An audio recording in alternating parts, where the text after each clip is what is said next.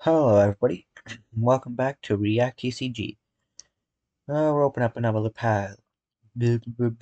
Sorry, my tongue, man. To open up another pack of Death Battle today. So, let's get started.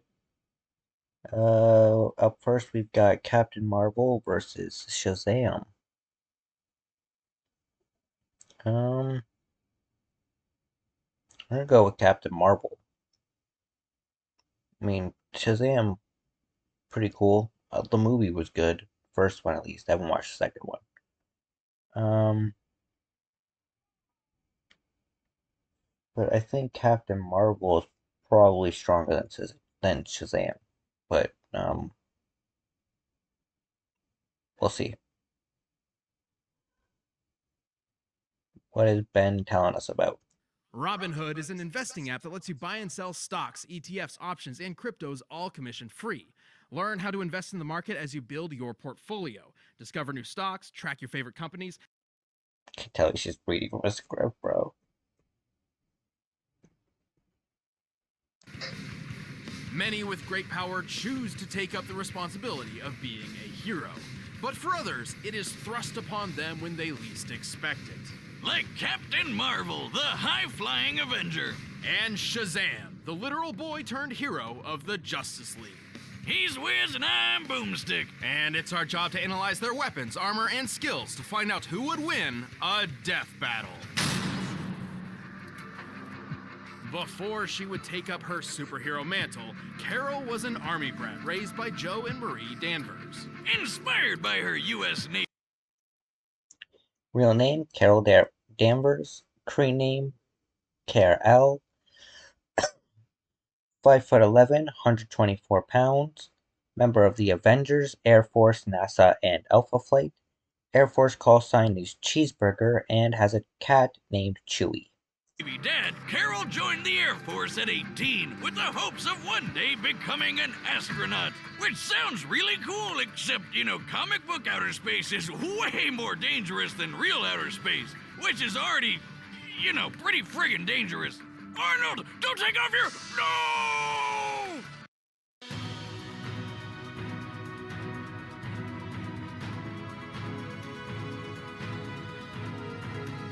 You're not far off. After becoming head of security at NASA, Carol was caught up in an alien struggle, which resulted in an explosion of a device called the Psych Magnetron. What's it now? The Psych Magnetron was designed to bestow superhuman powers to the alien species known as the Kree. Caught close to the explosion, Carol seemed to be unaffected. But, plot twist, her mom was an alien Kree all along. And so, Carol's half-Kree, half-human genetics were fused and awakened, forging her into a superheroine the likes of which the world had never seen. Too bad she didn't even know about it for months. Yeah, she'd black out sometimes and then wake up to hear of a new blonde superhero lady saving the day. It's like keeping your own secret identity a secret from yourself. Eventually, she did figure it out and accepted her role as Miss Marvel. Oh yeah, she's had a bunch of names like that. Warbird and Captain Whizbang. Not kidding about that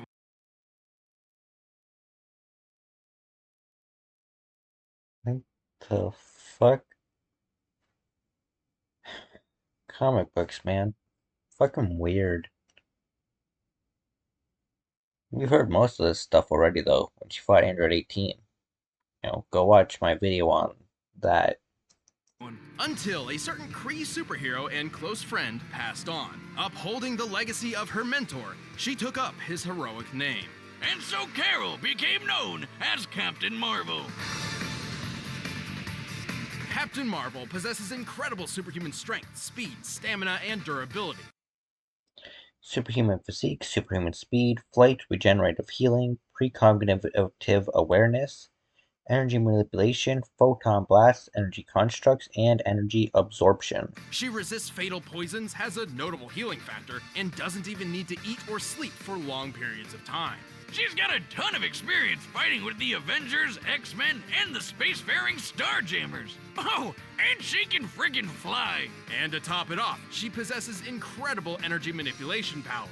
She can fire photon blasts from her body, alter matter at a The energies that Carol absorbs maintain their unique properties. When Ultron formed from Iron Man's armor, the When Ultron formed from Iron Man's armor, the expelled energy was absorbed by Carol, which was later analyzed to learn about the incident. What the shit?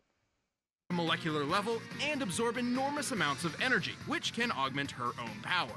And when she absorbs enough energy, she busts out the big guns by transforming into her ultimate form and top-tier fire-type Pokemon, Binary. Thanks to some weird experiments done to her by the creepy-crawly brood aliens. First she gets her human and Kree bits smashed together, and then she gets her genes brooded to become a sun person? As Binary, she is extraordinary. Power of a white hole singularity, increased strength, speed, and durability, manipulates stellar energy, survives in space, self-sustaining, and light-speed flight. Extraordinarily powerful on a cosmic scale. Directly connected to the power of a white hole, Binary can control all forms of energy, fly through space, move at the speed of light, and even control gravity. Oh, she controls gravity. Big deal. Even I can do that. Watch this. Oh, God, what have I done? Oh no, how sad. I'm a monster! Here, I'll pour one out for you, buddy. Oh, wait! Let's move on. Ah! While she has lost her binary powers before, she still maintains an instilled connection to Like a white holes boomstick. nearby and can summon the form when necessary. Similar to another long dormant power of hers, her hyper-awareness. Her deja vu power. She can automatically predict her opponent's moves, sort of like Carol has little control over her hyper-awareness, but is often correct about upcoming events and it is incredibly useful when applicable. Spider-Man's really OP spider sense. With her slew of abilities, Marvel is a force to be reckoned with. It wasn't easy for her though, and she soon found herself wandering the universe in search of purpose. But nobody got away with messing with her for long. She's tough enough to survive a nuclear blast, a shot from a disintegrator beam which could destroy the android vision in one shot, and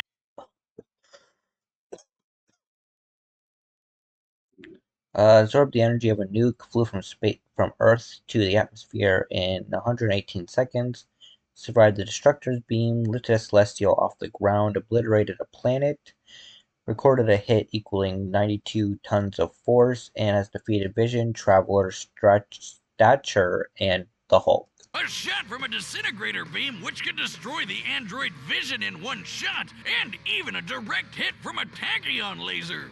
Tachyons are a theoretical class of particles that travel faster than the speed of light and are capable of slicing through nearly anything.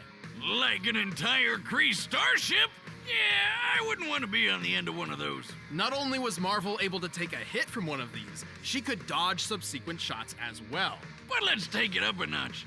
As Binary, she's survived attacks from both the Phoenix Force and the Aleph, both of which are known for blowing up entire planets. Hell, she can wipe out planets on her own if she really wants to, 'cause she totally already has. Even without her binary powers, Marvel could toss around and obliterate the remnants of this enormous asteroid. Damn, that's impressive. Hey, Wiz, how come you've never mentioned how strong I am? I bet I could punch apart an asteroid. Well, I don't know, Boomstick. I'd have to calibrate a new strength meter to accommodate your... Slugbug! Get up, that's two for squealing. So, she's super powerful, but she does reach some limits if she overuses her powers. You know, after blowing up a couple planets or whatever. That and absorbing magical energy can be a dangerous... While she previously had extreme difficulty with absorbing magical energy, she has greatly improved over time. gamble, though it doesn't stop her from taking on mystic monstrosities whenever she needs to. 'Cause Captain Marvel is one superhero who will never stop fighting, no matter what. Oh, good. Looks like I didn't miss all the fun. Another combatant. Thanks. Right back at you. Damn. After moving between foster families for most of his life, 15-year-old Billy Batson didn't know the meaning of home. But one day, Okay. after being... Real name, Billy Batson. 6'2", 215 pounds. As Billy, he's only 5'4" and 125 pounds. Is 15 years old, also known as Captain Marvel and Big Red Cheese. is a member of the Justice League, and is a professional orphan. That's just sad. You casually have to put that at the end. Chased by bullies into a subway car, Billy was magicked away to the Rock of Eternity, where he was granted powers by a mysterious wizard. Wait. That's it? No freaky alien genes, no parents getting gunned down in an alley? He just hopped on a train and shot off to meet some old dude? Where's the tragedy? Where's the drama? Billy's origin story has been altered numerous times over the decades, but he always ends up at the Rock of Eternity eventually. Boomstick, he's an orphan. Oh, right. Yeah. Oh, suck it up. Anyway, the Rock of Eternity is no ordinary chunk of dirt floating across the cosmos. It was the home of a wizardly hero who was in need of an heir. And to claim his powers, all Billy needed to do was speak aloud a single magic word. Shazam!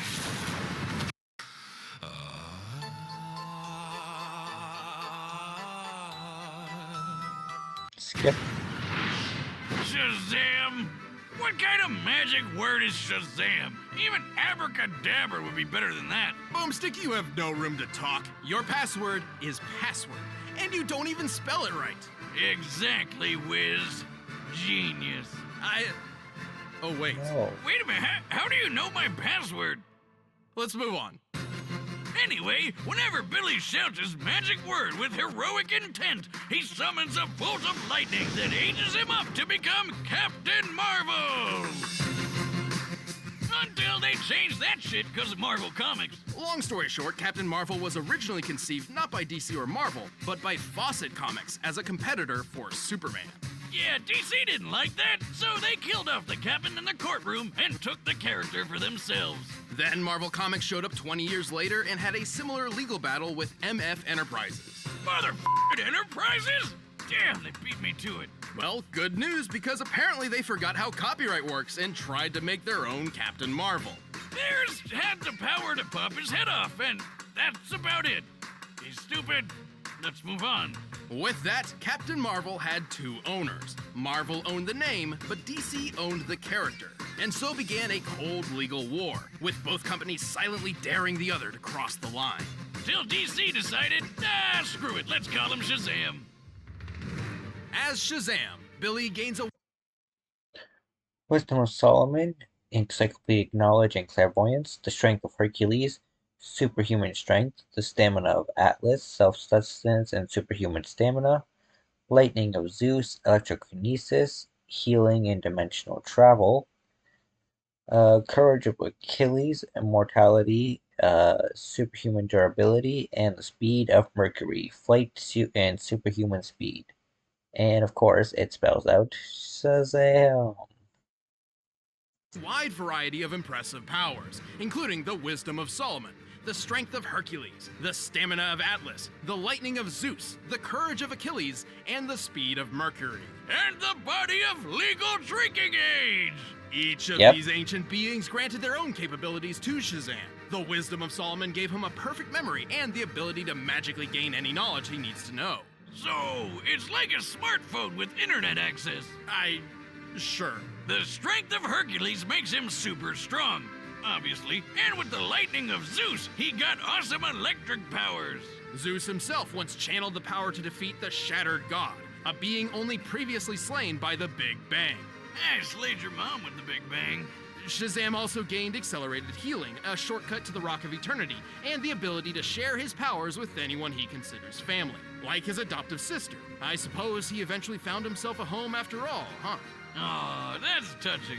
But back to cool superpowers. With the courage of Achilles, he became tough enough to... In recent stories, Shazam lost his original powers and gained new abilities from different gods. While there are some differences, his powers are pretty similar overall. survive in space and even take on Superman himself. And with the speed of Mercury, he can fly as well as move faster than light.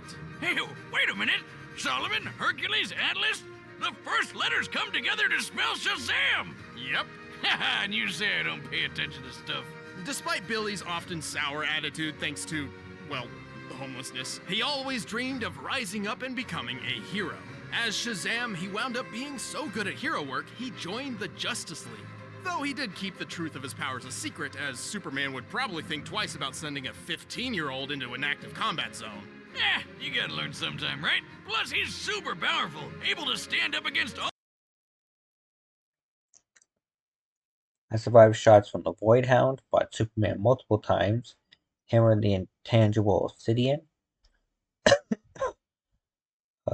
transformed faster than a bullet, outsped the Flash, turned an army of sand to glass in a single strike, and defeated Black Adam, Lobo, and Superman. All sorts of aliens, monsters, and gods. He's fast enough to transform and dodge a bullet all in one move, and even outran the Flash, racing around the world at speeds even Superman doubted he could match.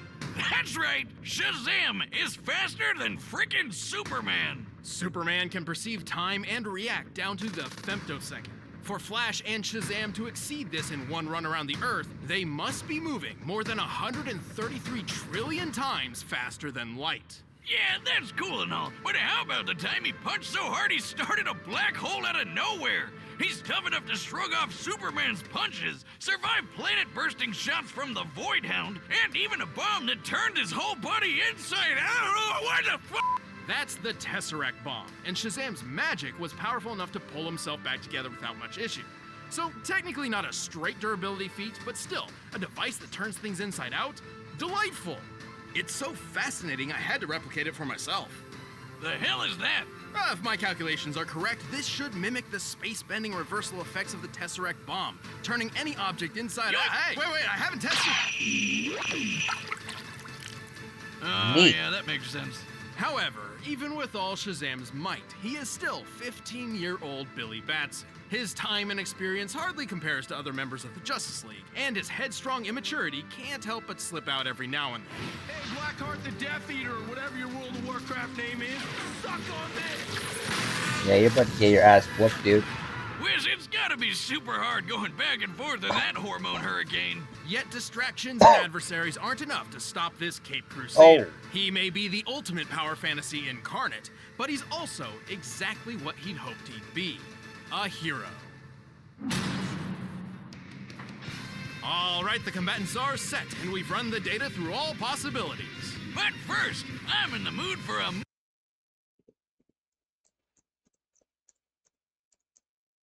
Yeah, Blue Apron. Everyone's hitting so much good. Orange, off the rip, off the rip, off the rip. That's what I'm talking.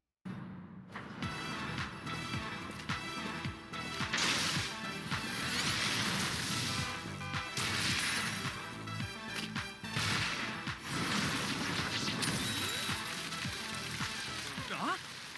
Holy no! Oh, geez, stop, Yeah, that Stop definitely right there. seems like something he would do. You really think you can get away with something so petty? Oh, I didn't mean this isn't right. Bye. See ya!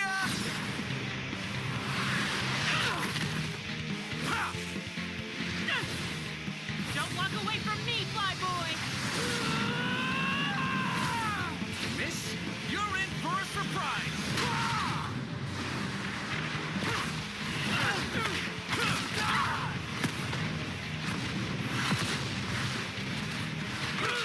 When in doubt, punch it out!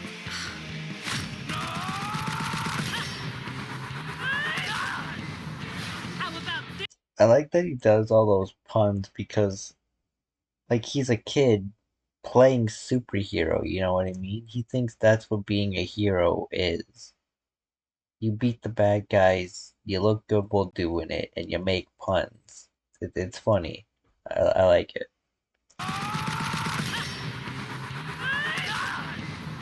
How about this surprise?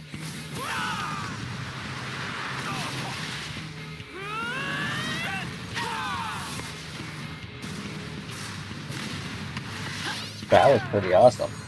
Okay, time to go. What are you doing? Shazam! Oh, Holy moly! oh, that's not good. What was Not good that? at all. Oh, right. Shazam. What? Shazam! No more tricks! And game over. Oh, not yet.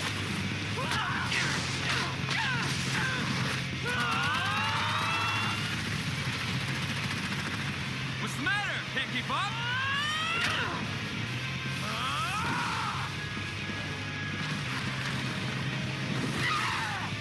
Oh, Captain Marvel in the second loss.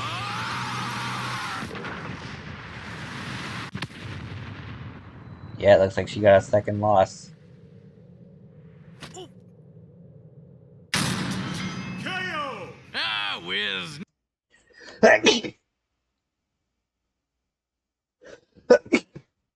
Sorry about that.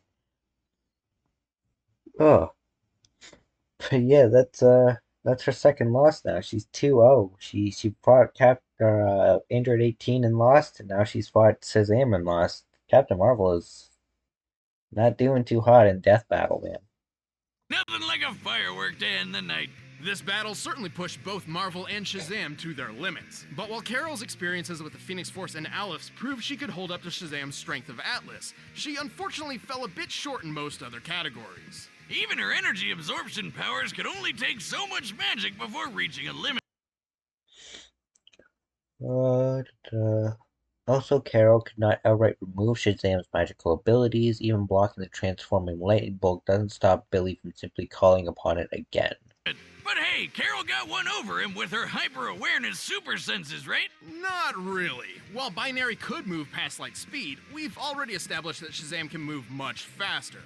Over 133 quadrillion times more, in fact. And let's be honest, having wise old Solomon telling you any information... The Wisdom of Solomon could potentially have allowed Shazam to discern Carol's energy absorption and kept him focused on physical attacks over energy ones that she could feed on. you need at any point is pretty overpowered. Speaking of which, Carol had enough power to obliterate a planet, but Shazam could punch a black hole into existence. Who even does that? Going off this building's height and the horizon, we determined the size of Shazam and the black hole. He was giant size at the time. With the estimated Schwarzschild radius of the black hole being 526 feet, its mass must be about 238 octillion pounds. The energy to create a singularity of that size would have to be 97 foe. Wiz, what does foe mean? Asking for a friend. It's simple. 1 unit of foe is approximately equal to the energy output of a supernova. Holy hell! Are you serious? Who decided this guy can punch with the power of 97 supernovas? That can't be right. Well, we can support this by comparing Shazam to Zeus, one of the 6 beings he draws power from. At one point, Zeus channeled enough energy to defeat the Shattered God, who had only previously been defeated by the original Big Bang.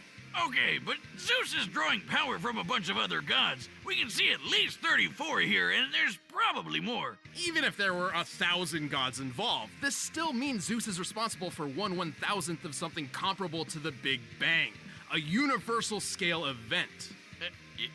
Yeah, and I don't think Binary had anything like that up her sleeve. Carol was certainly no pushover, but Shazam had the speed, strength, and versatility to take this battle in the long run. That was one marvelous fight. The winner is Shazam. Hey, don't go away. We're about to announce the next... I can tell you the next Death Battle is going to be right now. Next time on Death Battle, it's Wario versus King Dedede. I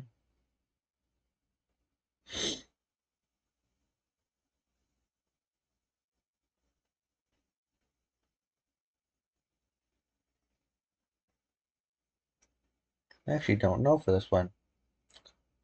I think I'm gonna go Wario. I like Mario better than I like Kirby, so we're gonna go Wario. This Mother's Day, for a limited time only, 23andMe is taking $30 off.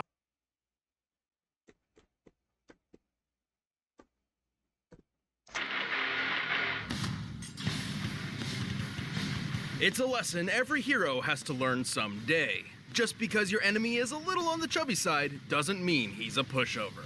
Are you talking about me? I'm talking about Wario, the greedy and repulsive rival to Mario. And King Dedede, the royal nemesis to everybody's favorite pink puffball, Kirby. He's Wiz and I'm Boomstick. And it's our job to analyze their weapons, armor, and skills to find out who would win a death battle. Mario is a pretty busy guy. If he's not saving his favorite lady, Princess Peach, he's off saving a whole different princess in a whole different land. Until he returned home one day to find his castle under someone else's control. First off, Mario has a castle? Awesome. But it had been taken by a chubby squatter dressed in yellow named Wario.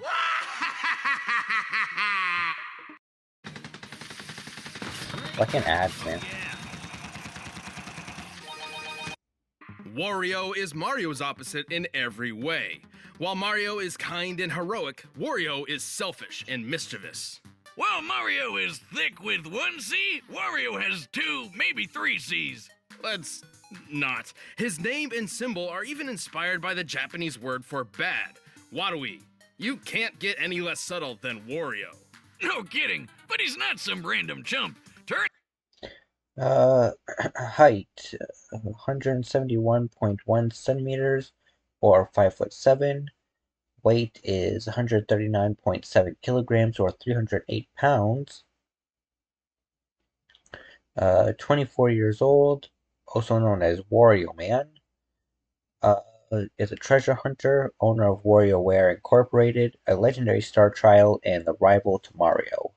Turns out Wario is one of the 7 star children, possessing legendary power, and even grew up with Mario. Wario's grudge against Mario goes way back. While they were children, they played cops and robbers a total of 1,256 times. And despite frequently asking otherwise, Wario only got to be the cop once. Wow, dick move, baby Mario. Yoshi should have just Cop times. And I don't know, one time I got to be sheriff, he made fun of me. despite frequently asking otherwise, Wario only got to be the cop once. Wow, dick move, baby Mario. Yoshi should have just left you behind in that stupid crying bubble. Whether or not he was accidentally conditioned into villainy, Wario has two main goals: ruin Mario's life, and get as rich as possible through any means necessary, including crime, treasure hunting, and even making video games. He's got the power to rival Mario, too. He's super strong and can bash through tons of rock and heavy metal. Superhuman strength, superhuman speed, superhuman gluttony, malleable physique, belly blast technique, hypnosis, and the waft. With his shoulder bash attack. If that's not enough, he'll literally chew his opponents up. Ugh, just imagine those giant white bricks he calls teeth just closing around you. He's also weirdly malleable, capable of being crushed, squished, twisted, and stretched with little to no ill effect. However, Wario's deadliest natural ability is definitely his inexplicable farting. Whiz, that's no simple toot. This is the fabled flatulence of folklore itself. The atomic vapors of annihilation. The waft. Kind of a lame name after all that. The waft is a highly specialized technique which discharges an enormous burst of toxic gas so brutal it'll topple nearly any foe. When aimed correctly, this blast can even propel Wario through the air like a rocket while crop dusting anyone beneath his feet. It's, technically speaking, just majestic. Right. Well, that's not exactly wrong. In some cases, Wario's waft has even been shown to be comparable to nuclear warheads. By the way, I spent some time in your lab and I made a new invention. How did you get into my lab? Oh, nice try. After decades of research, I've discovered how to contain the pure essence of flatulence. Behold, the Windbreaker! Bro. That's nice. Let's move on. Listen, Wiz, I'm really proud of this. She speaks! Anyway, aside from his own abilities, Wario has access to numerous weapons and power-ups. Like his one-of-a-kind chopper. Also, bombs, bunny hat, fire flower, jet pod, dragon hat, superstar, air pump, ultra hand, and the Wario chopper. explosives. kind of redundant when he can fart a nuke. There's always room for explosions, Wiz. Check out this huge blast some of his bombs caused, which he was totally at the center of and survived, by the way. His power-ups include a jetpack, a metal body, and even Mario's own invincibility star. He can increase his size by plugging an air pump into himself and, just don't question it, with the dragon hat he spews fire. Bouncy Wario, Bubble Wario, Crazy Wario, Flaming Wario, Invisible Wario, Tiny Wario, Sparky Wario, and Wario Man. With the eagle statue, he takes flight, and he can even combine both of these to become King Dragon Wario, utilizing both these abilities while dramatically increasing his power and his weight. And with just a little mouthful of rotten garlic, he dons pink tights to become Wario Man! This super form increases his strength and lets him fly, because he doesn't have enough ways to do that already, I guess. He doesn't always need some random object of power to transform. Some of Wario's forms come about because of entirely reactionary means. He can become Bouncy Wario after being crushed into paper, Flaming Wario after being set on fire, Puffy Wario after getting stung by bees, and Fat Wario after eating too much. Well, getting fat's a superpower? These sound more like excuses than power-ups. He even becomes Crazy Wario after getting drunk. Though it's just a ball in the American version, because, you know, for kids and stuff, but... Anyway, I'm powering up! Jocelyn, order another 1,000 six-packs! On his quest to humiliate his red-clad rival and accumulate Scrooge McDuck levels of riches, Wario has been through thick and thin. Like Mario, he survived that big explosion in the tennis court, which we figured out is equal to 2.4 megatons of TNT. But Wario's also survived the Shake King blowing up in his face. The Shake King was a pirate with immense electrical power. Upon his defeat, his body detonated, and the resulting blast split the sky. By comparing the blast and the parting clouds to a map of the Shake dimension, we determined the explosion's exact energy output to be equivalent to about 96 sextillion tons of TNT. That's enough juice to blow up a large moon, and Wario was totally fine. He can seemingly eat anything, including explosives and his own. Overpowered Mario, hypnotized Mario Land population, survived atmospheric re-entry, endured a 2.4 megaton blast, withstood the exploding Shake King, survived 15 Mario parties, manages a video game company, and has defeated Captain Syrup, Bowser, Black Jewel, and Shake King. Bike. He can, of course, keep up with Mario, who kicked a 61 million ton castle and piloted the Star Diver at Mach 375.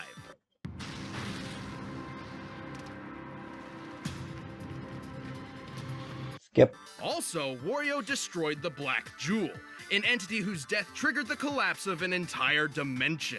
So, does everyone he fights blow up when they die, or what? Mario may best him time and time again, particularly thanks to Wario's clearly low intelligence, but his tenacity and willingness to never give up is strangely admirable. This greedy bastard will never stop doing what he loves.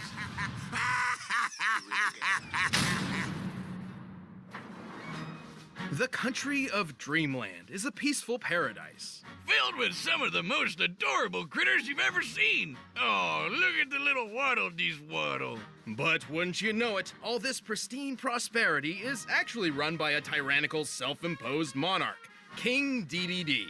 Ah yes, the classic dictator at work. They show you what they want you to see, but really, there's so much horror behind the scenes.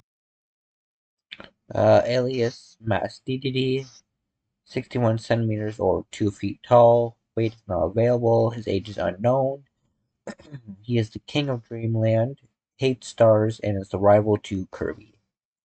I suppose he did intentionally create a food shortage once, but Dedede doesn't really have that much sway over his questionably claimed kingdom, namely because of one plucky pink hero, Kirby.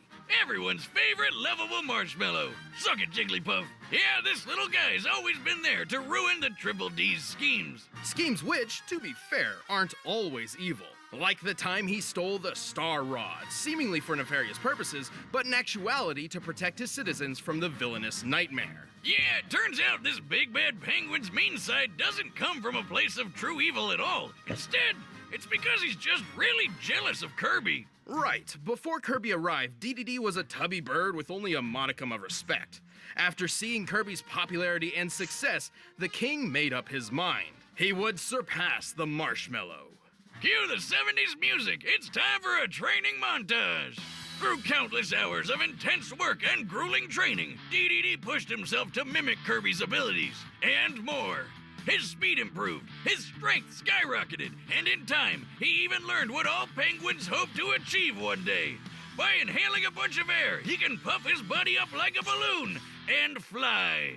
To be clear, this is not a naturally occurring ability of his. He somehow trained himself to do this. This is backed up How? by no science whatsoever and makes absolutely no goddamn sense. You shut up and let the penguin fly. And that's not the only Kirby trick he copied. His lungs are so strong now, he can inhale in time. Superhuman strength, superhuman durability, flight through inflation, inhaling, air bullets, electrokinesis, affection manipulation, and expert mechanic. Fire enemies and launch them at high speeds. He can even fire powerful air bullets that can break solid rock. You know, I've been training my air bullet technique too. You? Boomstick, that's impossible. The human lungs don't have the capacity to... I gotcha. Gross. He's got way more up his sleeves than just stolen skills. Absolutely. Sure, he's got an army of minions at his command, but when he wants to take someone down personally, Dedede jumps into the ring with one of his giant-sized hammers. He's got a bunch to pick from. His usual favorite might look like an Jet hammer, electric hammer, star hammer, Gordos, explosives, wheelie, and multiple maps. oversized wooden mallet, but it can summon freezing ice as he swings it, and secretly features a built-in jet booster to supercharge his striking power. Oh, you scared? Here I come! Here I come! Yeah, boom, bitch! While this move is garbage and smash, it feels really good when you pull it off. Through the power of the Star Rod, he can amplify this into the... Star hammer's origins are a mystery. It's possibly an entirely different hammer, but given the Star Rod's other uses, it's likely an upgraded version of his jet hammer. Star Hammer. With this magic coursing through it, Dedede can cast several spells. He can increase his size, launch energy spheres, break the fourth wall, and mystically create up to 64 duplicates of himself. Just more penguin goodness to go around. But when the Big D wants to get hardcore, he dons a mask and whips out his ultimate weapon, the electric hammer. Introducing the mysterious masked Dedede! Yeah, it's not much of a disguise, but the electric hammer is a definite upgrade over his jet hammer. Hell yeah, it's way stronger, can blast electricity, and has a flamethrower. Oh, and also a multi-barreled rocket launcher. Gun sword? Not good enough. Sniper scythe? Forget it. Give me a rocket launcher hammer any day of the week. And remember that army of minions I mentioned before? Well, Dedede has a weird habit of actually carrying some of them around with him. Like, I guess, in his pocket? If the Bro, rockets what? aren't enough, he can pull out this spiky sea urchin called a Gordo that's heavy enough to send almost anyone flying. The Gordo's one of his greatest tools, but it can also be a real pain in the ass. Interesting that he's so jealous of Kirby's abilities, despite having quite a noteworthy arsenal of his own. Thankfully, he has become much less antagonistic over the years, even directly aiding Kirby in protecting Dreamland from time to time. And while he's not the sharpest bird in the box, he isn't all fluff. He can inhale and spit Kirby out with enough force to break through the planet Popstar's atmosphere. Which Damn. means Dedede can spit objects up to 33 times the speed of sound. That's Damn. disgusting. But that's nothing when you think about how he can match Kirby in sheer strength. This little guy can hit so hard, he destroyed a whole planet. God, calm down, Kirb. Why are you wrecking the place where you live? Arknight's Enfield is giving out Bro. 135 free pulls right now for their official launch. I That don't means care. Planet Popstar is shown to be similar in size to the planet Shiverstar, which strongly resembles a frozen over Earth. To destroy an Earth-sized planet like this, Kirby must have been striking with a force of over 1,900 septillion tons of TNT. Damn! Who would have thought this adorable pink puffball could pull that off? And get this! Apparently he's only 8 inches tall! He's Yeah. a planet buster that fits in the palm of your hand! He's shown even greater feats too, and while Dedede isn't necessarily taking this sort of damage every time Kirby lands a punch, he does fight on equal footing with him. Who keeps making these cute and cuddly characters so freaking deadly? On a similar note, Dedede is also comparable to Meta Knight, who once casually flew from one end of the galaxy to the other in seconds. Now, Dedede's never done such a crazy speed feat like that himself, but keeping up with Meta Knight in fights and dodging a meteor around 160,000 miles per hour certainly proves he's faster than you probably think. Like when he fought the alien Magellan, who ripped. Fought on par with Kirby, dodged a piece of the Jamba's heart. One spat Kirby into space, withstood Queen Sectonia exploding, created an animated show starring himself, defeated Queen Sectonia, Megalore, and Dark Meta Knight. Apart a dimension with a weird star-shaped black hole, which Dedede survived. This penguin's gotta be doing some kind of performance-enhancing drugs. Oh, Jesus! Though he still holds a massive grudge, King Dedede has proved his ability countless times, to the detriment, but often benefit, of Dreamland.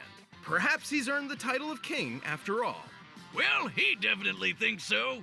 There's only one bona fide ruler of Capitan, and that's me, King Dedede!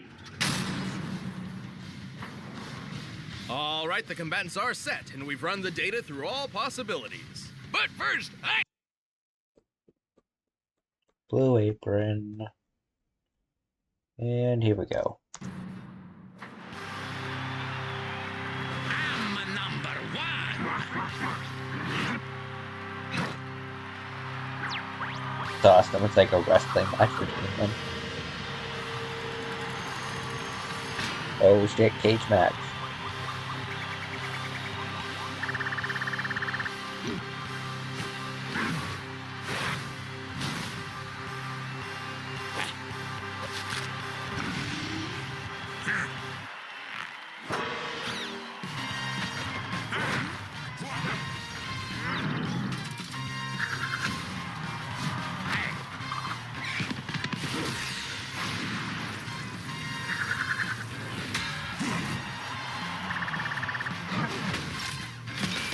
Oh shit.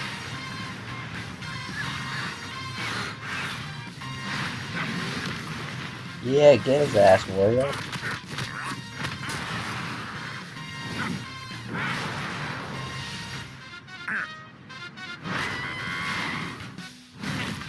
Bruh.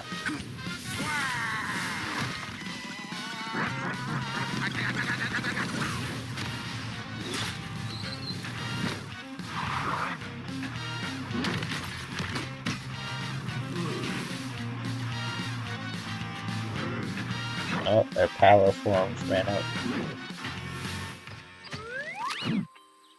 Oh, of course.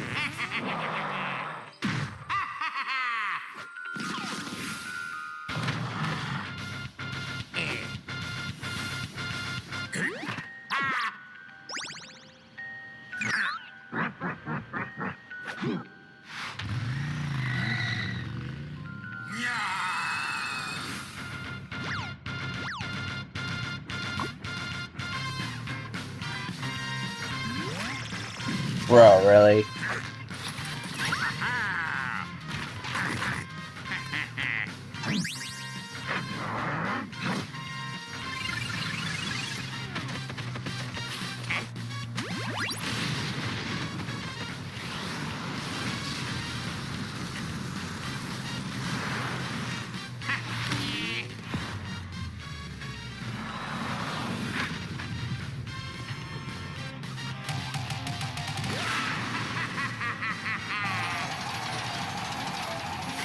Motherfucker's pulling a fucking Bellamy.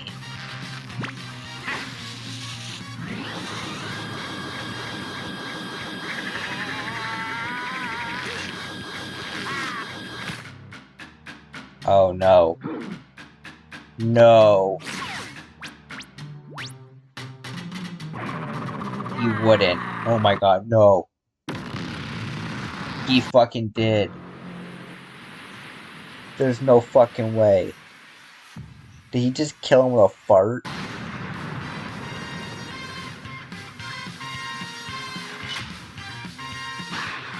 Bro, I feel bad for you.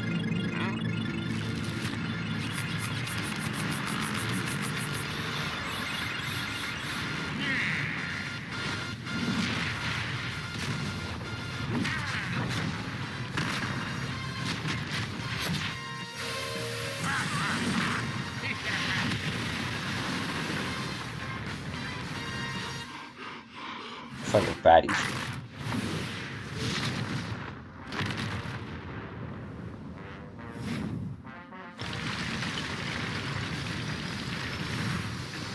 Oh, not again.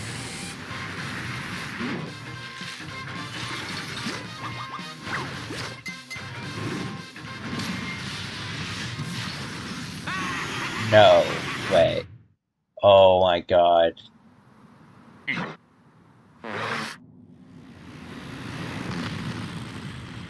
Did Wario just self-destruct? He did. Oh my god, what the fuck?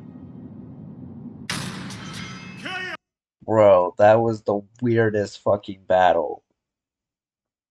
What the fuck? I told you those Gordos can be a pain in the ass.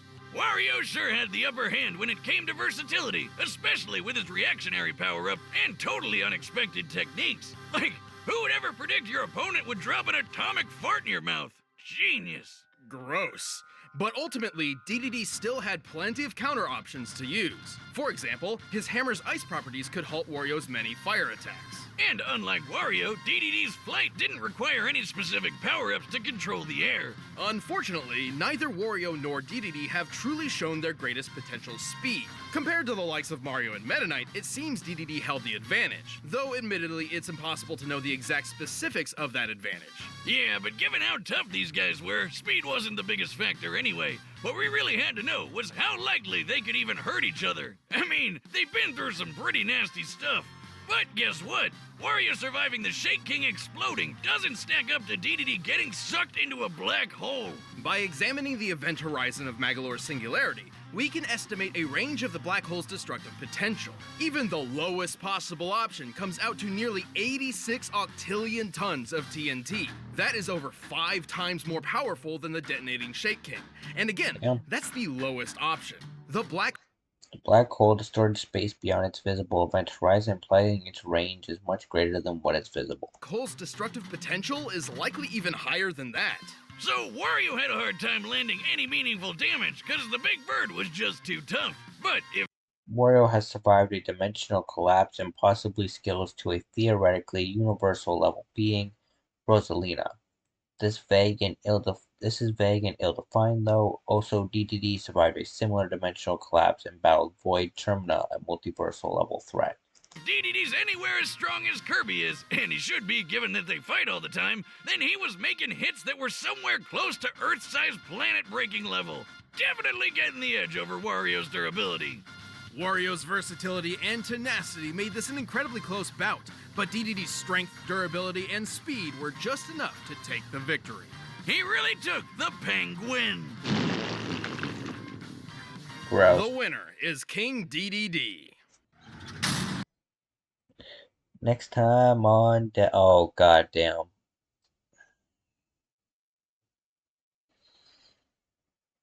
Ben 10 versus Green Lantern.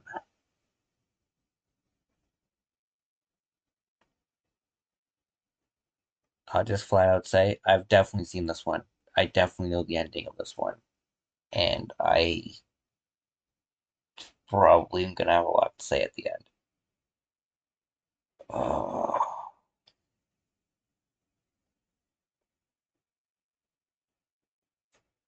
Right.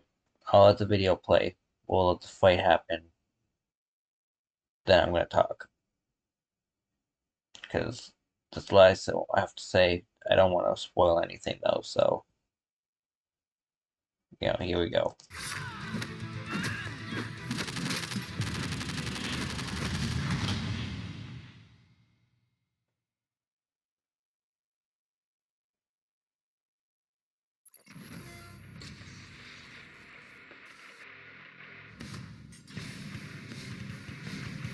For years, humans have gazed at the stars, contemplating the possibilities of first contact with an alien race. Will we exchange gifts of peace or weapons of war? Weapons. Definitely weapons. Like these ones. Ben 10, protector of Earth and wielder of the Omnitrix. The Omnitrix is not a weapon. It was turned into a weapon by everyone else. Technically, it was meant for peace, to help better understand other species. And the Green Lantern, Galactic Lawman and bearer of the Power Ring. He's Wiz and I'm Boomstick. And it's our job to analyze their weapons, armor, and skills to find out who would win a death battle. Benjamin Tennyson was just your average 10-year-old boy. He loved video games, hated school, and was prepared to have the most boring summer vacation ever until destiny fell from the sky. Upon discovering a strange crash-landed Full name, Benjamin Kirby Tennyson, age 16. Right off the bat, I'll say, the fact that they say he's 16 annoys me because when they get to the fight, they use Kid Ben. It doesn't, I doubt it would really change the outcome of the fight, but if you're supposed to be using them at their best, he definitely should have been Team Ben, not Kid Ben. But, whatever. 170 centimeters, 59 kilograms. His favorite color is green. Why is it? Anyone notice it's starting to do centimeters and kilograms first instead of feet and pounds? Anyways, 5'7", 132 pounds. Favorite color is green. Possesses Antonite genes. His favorite food is chili fries. And has an honorary doctorate via Friedkin University. alien device, it stuck itself upon his wrist with secrets that it hid. Now he's got superpowers. He's no ordinary kid. He's Ben 10. Sorry, Wiz. I just can't help myself. That theme song's so damn catchy. Yeah, it This is. strange device was the Omnitrix, a portable library of intergalactic genetic. See, the Omnitrix was really originally meant to be used as a communication tool to bring peace across the universe. It was designed for anyone to be able to transform into any species, integrate themselves with them, and learn how they live their lives by literally walking a mile in their shoes. Data that can transform its user into a variety of different alien species. Sounds like the perfect way to get freaky with some alien babes from all across the galaxy. Well, you do you. But the cosmic warlord Vilgax had something different in mind. With the Omnitrix technology, he planned to create an army of superpowered aliens and conquer the universe. Yeah, typical villain stuff. But old Yeah. Hentai Face would have to wait, cause Ben got the watch first and became a superhero. Well, okay, first he burned down a forest, but then he got busy with the hero stuff. The Yeah. Omnitrix contains a He got there. Current model is the Omnimatrix.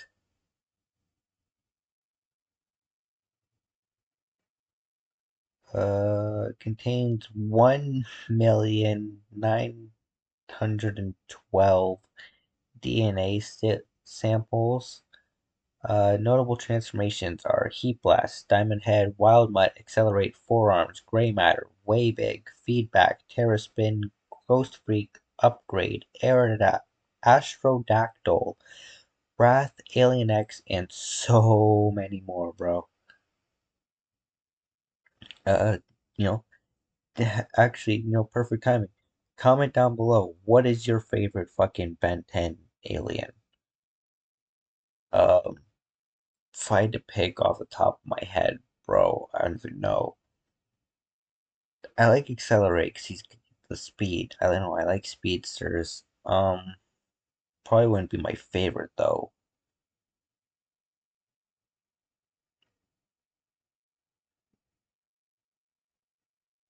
Um, bro, I'm sorry, there's just so many good ones.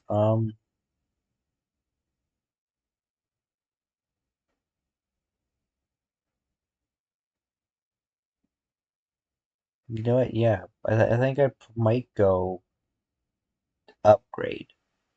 He's kind of underused, but he's totally slept on. Any kind of technology he attaches to just instantly becomes better. In a world like ours with so much tech, with just everywhere, dude is so powerful. Built-in radio, universal translator, distress signal, a self-defense pulse blast against anyone trying to force it off Ben's wrist, and, as a bonus, it can tell time. And whenever Ben comes across a new alien he'd like to cosplay, it can scan their DNA so he can add them to his transformation collection. And he's got a ton to choose from. He's got alien forms that can control the elements like lightning, water, ice, earth, and fire with his very first transformation ever, Heat Blast, along with some just beautiful fire puns. I'm totally hot. You gotta respect the classics. As Forearms, he's strong enough to create shockwaves with mere punches. As Accelerate, he can run fast enough to dodge lightning. As Diamond Head, he can survive massive explosions like they were nothing. Ben's own physical condition affects his transformations. If he's sick, has an injury, or is otherwise weakened, the aliens are similarly affected. But if you prefer brains over brawn like myself, he can increase his intelligence with alien forms like Brainstorm, who has an IQ of 1 nonillion. That's a 1 followed by 30 zeros, and more than 3 octillion times greater than the highest recorded IQ in history. He can fly as Jet Ray, duplicate himself with Ditto, and eat his feelings away as Upchuck. Whiz, that's really not a healthy way to handle issues. You know, you're right, Boomstick. Yeah, he should really just stick to alcohol. And if he ever wants to suck for some reason, he's got Waka Trout, which is a fish with legs. And that's it. Probably Ben's worst transformation, and that's saying a lot considering he has an alien literally named the Worst. If old-timey horror movies are your thing, Ben can transform into every classic monster you can think of, because I guess zombies and werewolves were aliens all along. I knew it. Through different forms, Ben can manipulate the fundamental forces of the universe, like gravity, radiation, time, and energy. Feedback, for instance, once absorbed the entirety of the Big Bang, and then fired it at a robot supervillain, creating a time loop and saving the universe. Yeah, as he's got used to hero work, Ben's aliens started getting pretty insane. Like Waybig, who's basically a giant kaiju who can fire a cosmic ray from his chest, powerful enough to hurt a being made of pure energy. And let's not forget my personal favorite alien, Molestache. He's a mole. Friggin' Molestache. Ben eventually received the Ultramatrix, which could access an alien transformation ultimate form. However, it was repeatedly stated to be inferior to the Omnitrix. Who punches people with his mustache. You can't write that. Truly a fearsome addition to Ben's massive arsenal. But contrary to the show's very specific title, Ben's Omnitrix doesn't just have access to 10 alien forms. In fact, it has 1,912. He's no ordinary kid. He's Ben 1,912. Yeah, doesn't quite roll off the tongue like Ben 10, does it? No. Well, let's see if I can take one of these babies for a spin. Where did you get that? Where did you get that? Don't worry about it. Whoa. I'm very worried about it. I want to know where you got it, because I want one. These babies for a spin. Where did you get that? Don't worry about it. Whoa. Well, the Omnitrix does have one drawback. It usually has an automatic cooldown period for a few minutes between transformations, because overuse can permanently disfigure the user's DNA. All right, forgot to say that 4 seconds earlier. If you'll excuse me, I need to pee out my face. I'll What fix the this fuck? later. This cooldown would be a recurring issue for Ben until he discovers Hold on, later. I gotta see. If you'll Stinkfly, Jet Ray, Big Chill, Waka Trout, Gray Matter, Molestache, Energy, Diamond Head, oh my god, what was the other fucking guy that wasn't Diamond Head? Fuck, I can't remember his name right now. Ripjaws, Echo Echo, Blocks, Artaguana, Ghost Freak, Eye Guy, Astrodactyl. Oh no, not Astrodactyl. This is Kickhawks or whatever. Swamp Fire, Vine Guy, this fucking electric amoeba fucking motherfucker. Heat Blast, Gravitak,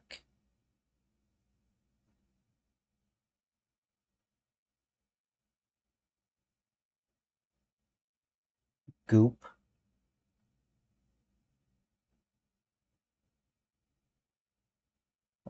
this is probably upgrade. Forearms,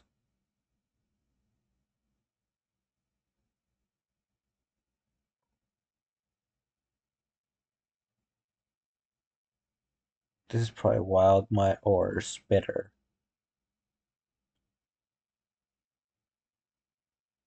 That's cool. Excuse me, I need to pee out my face. I'll fix this later. This cooldown would be a recurring issue for Ben until he discovered Master Control, a special code which, when input into the Omnitrix, just let him use it however he wanted.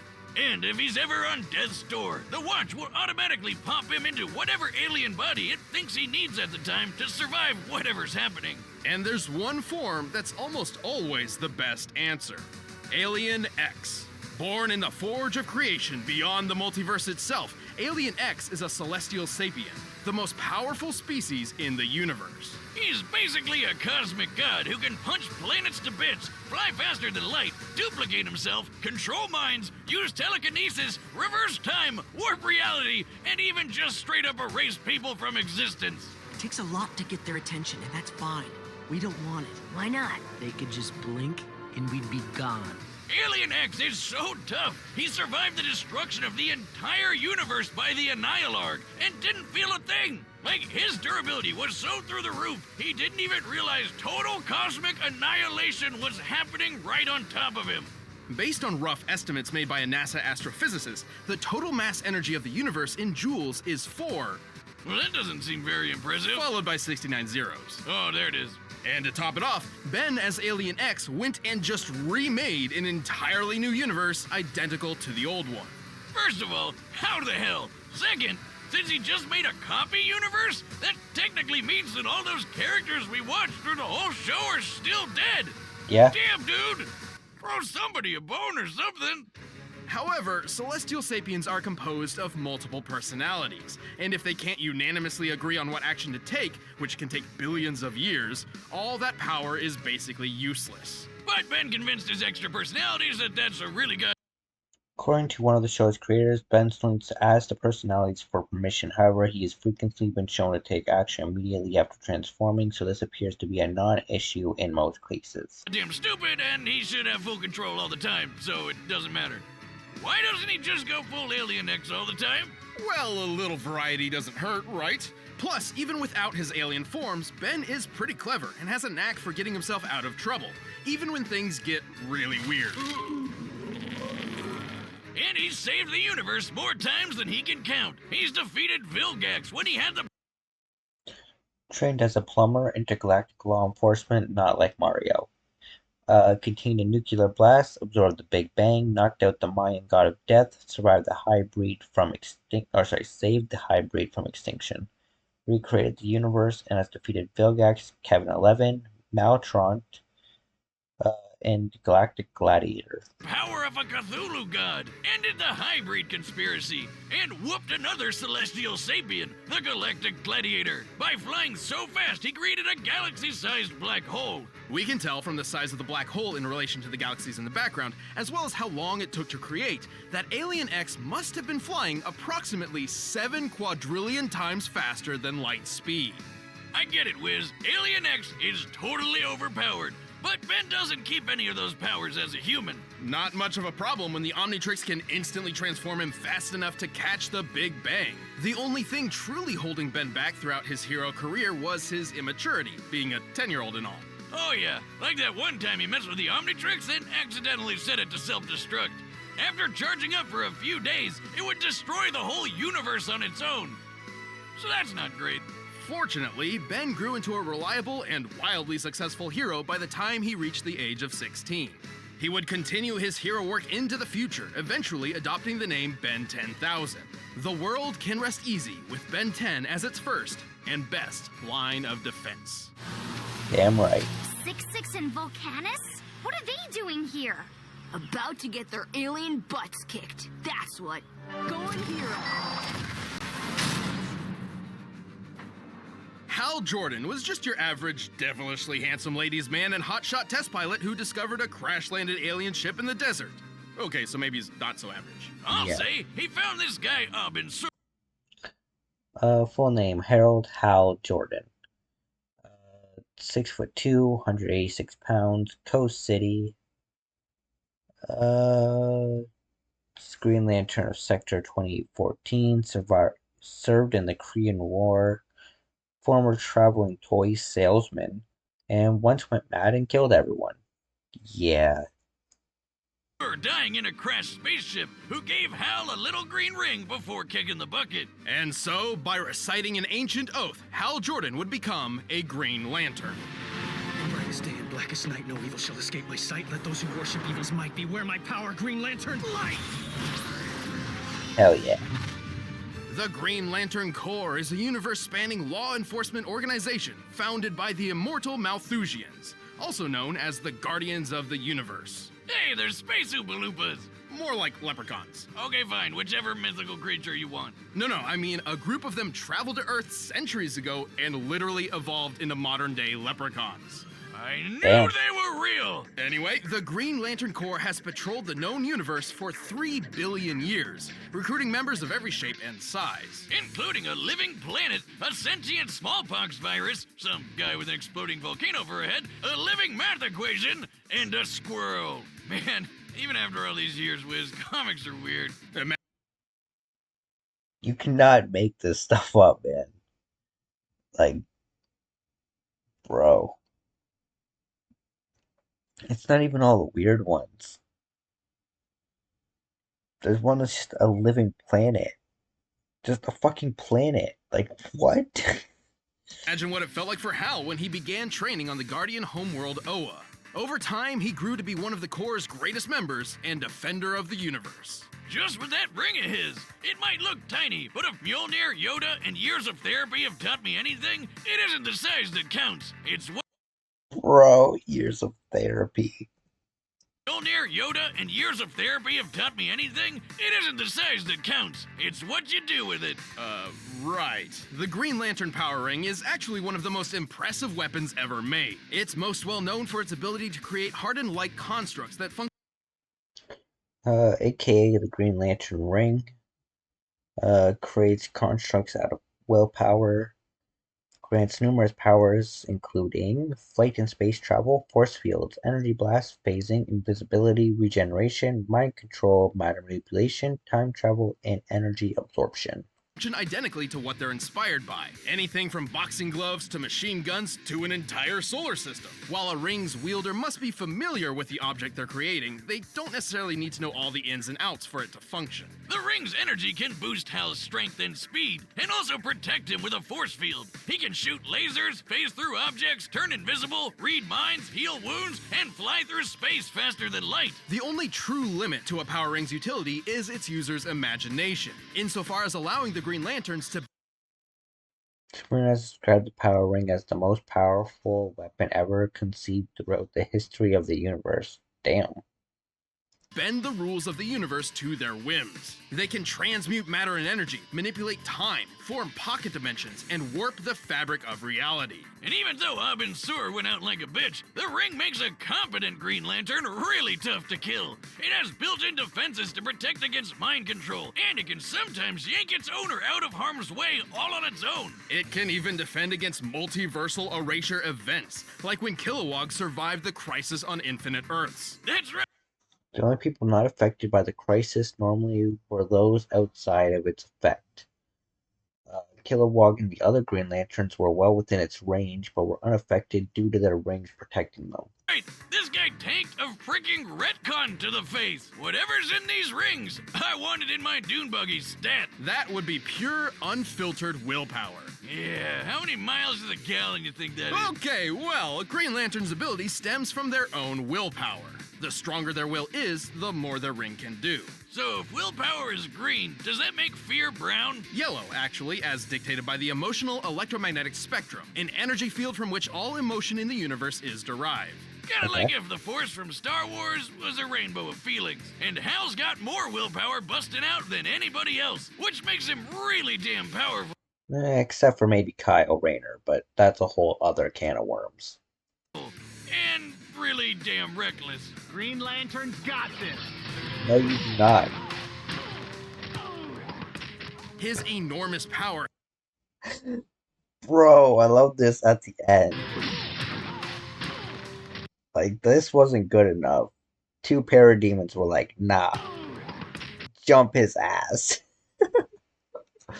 Bro. His enormous power has led to his possession by Parallax, an entity of fear, and caused entire planets to fall. But it's been said that knowing true fear made Hal's will even stronger than before.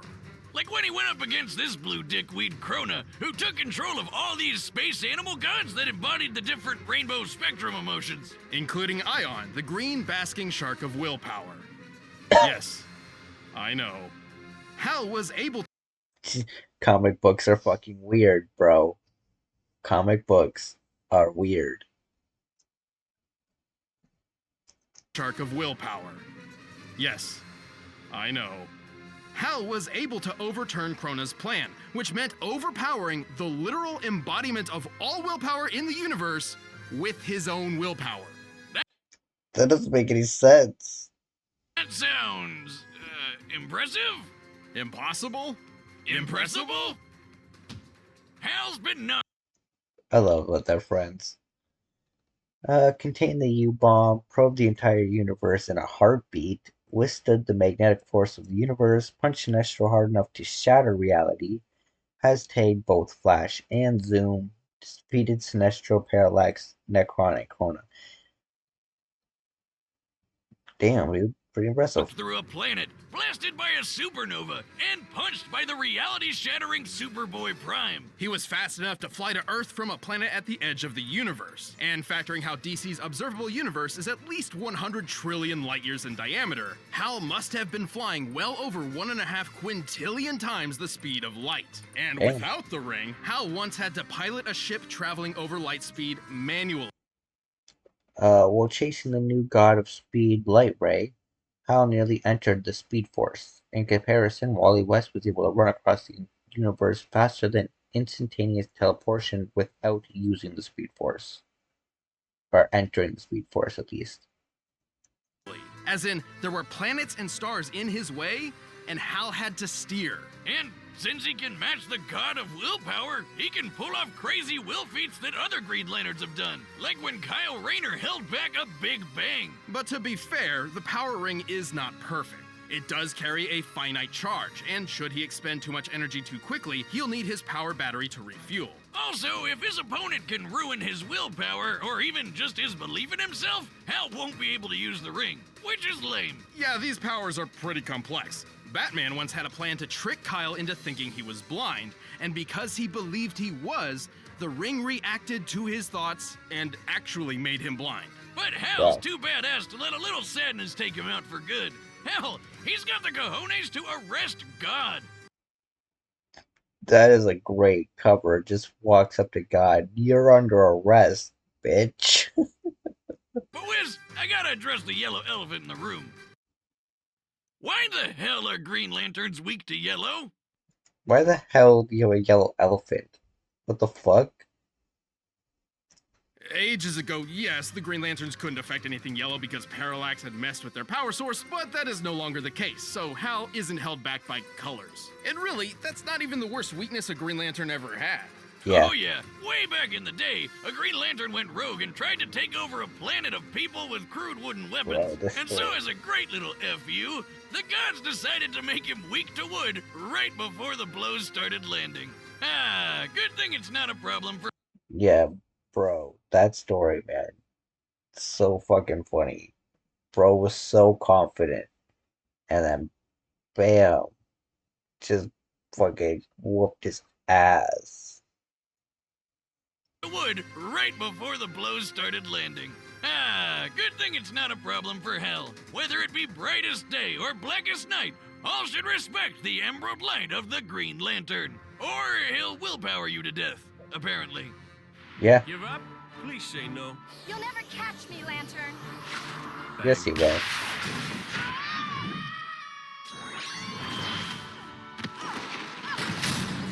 See?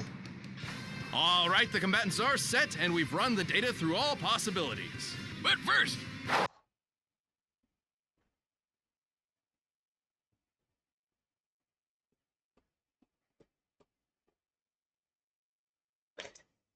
Alright.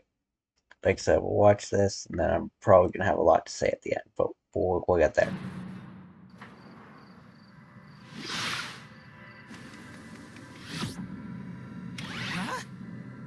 Hello!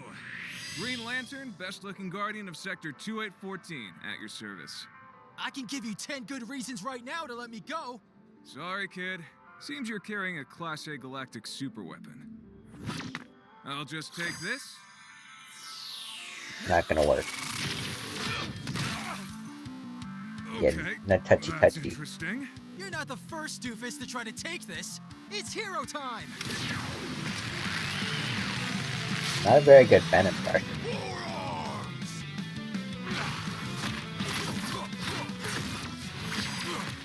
Lights out, Punchy. Come on, kid. Let's stop this before it gets heated. Too late. Not a bad heat blast impression, though.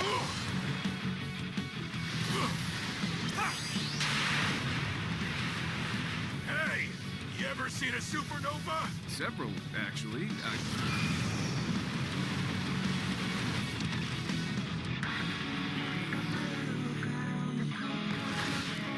Ha!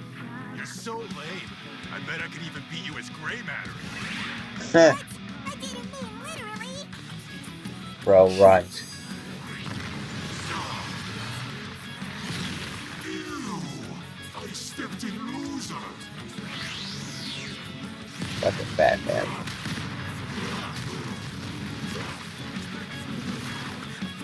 Oh shit.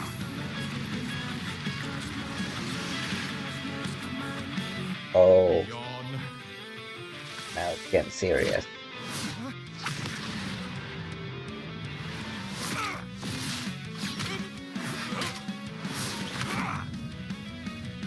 This is Alien X. He controls all of reality. This is over. I don't care what kind of power you got.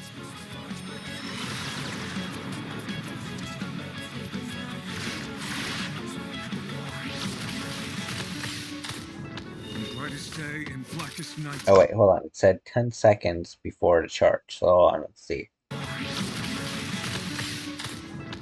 Brightest day in 1, blackest night. 2, No evil shall 3, escape my sight. 4, Let those who worship 5, evil's might beware 6, my power. 7, 8, 9. Green Lantern's light! Oh yeah, I guess that was 10.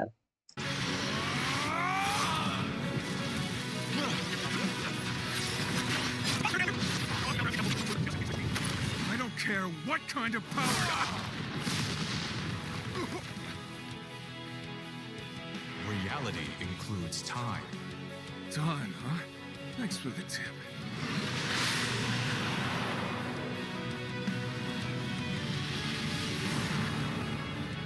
You're not the first doofus to try to take this. It's hero time.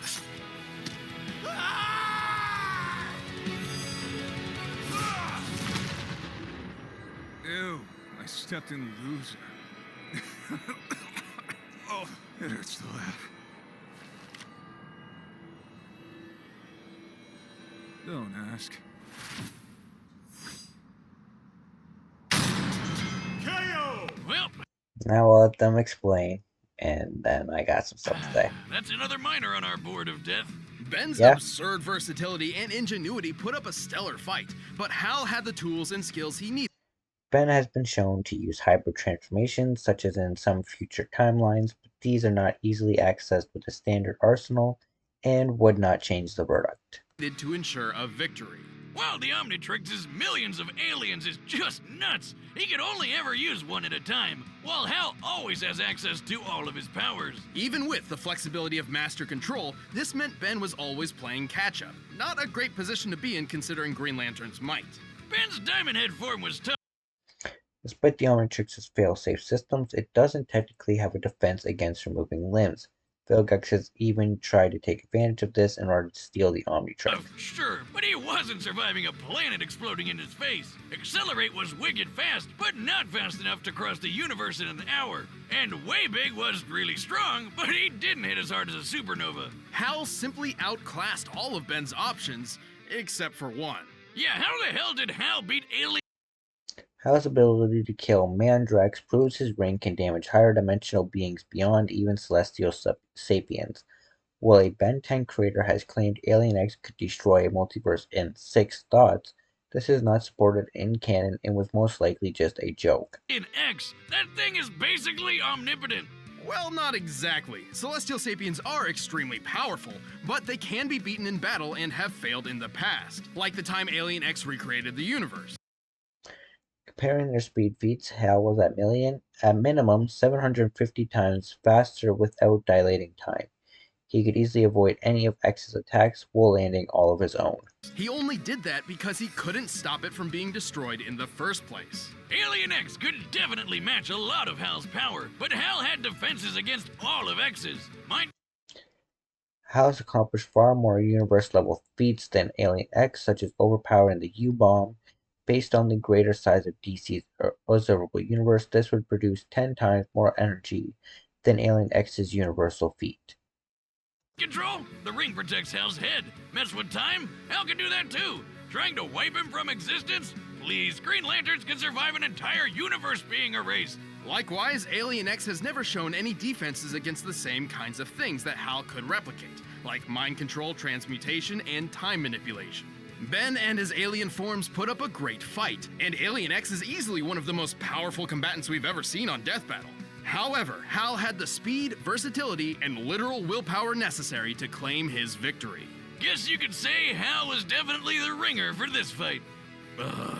Oh, Wiz, don't be green with envy. That pun was 10 out of Ben. The winner is Green Lantern. Alright. So, a lot of people disagree with this one. And I get it. But from what I can tell, most of the people who disagree with this seem to fall into one of two categories. First one is that Green Lantern should not have been able to remove the Omnitrix. It has a built-in defense system, it creates a pulse, yada yada yada. I know all of this. But, as they stated, not only has Vilgax tried to do the same shit that Hal just did, there is an instance, I forget which episode of Alien Force, but there is an instance in Alien Force where an intergalactic bounty hunter dude shows up and attacks Ben. He has this interdimensional axe thing. He hits Ben with it, and it cuts his hand off where the just above the Omnitrix. Ben, minus his his left hand is sent into the null void. His hand with the Omnitrix attached is left behind. The Omnitrix is able to control his hand and bump into stuff, transform, stuff like that. But that proves that his arm can be removed without the Omnitrix's defenses going off. And camp number 2 is that Alien X is so much more powerful than what they showed, and that Green Lantern should not have been able to beat him. I won't say anything about his power. I have not seen, the remake and stuff. I don't know if he shows up in there. I don't know what kind of shit he does. But I will say that what I have seen, like, ignoring the fight, at the end here,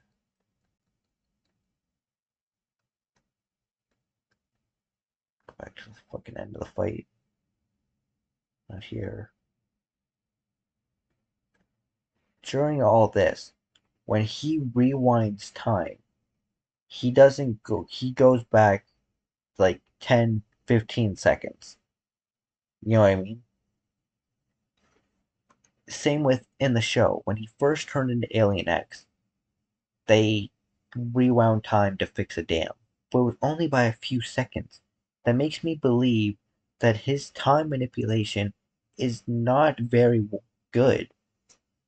Meanwhile, Green Lantern can literally travel through time instead of just rewinding stuff.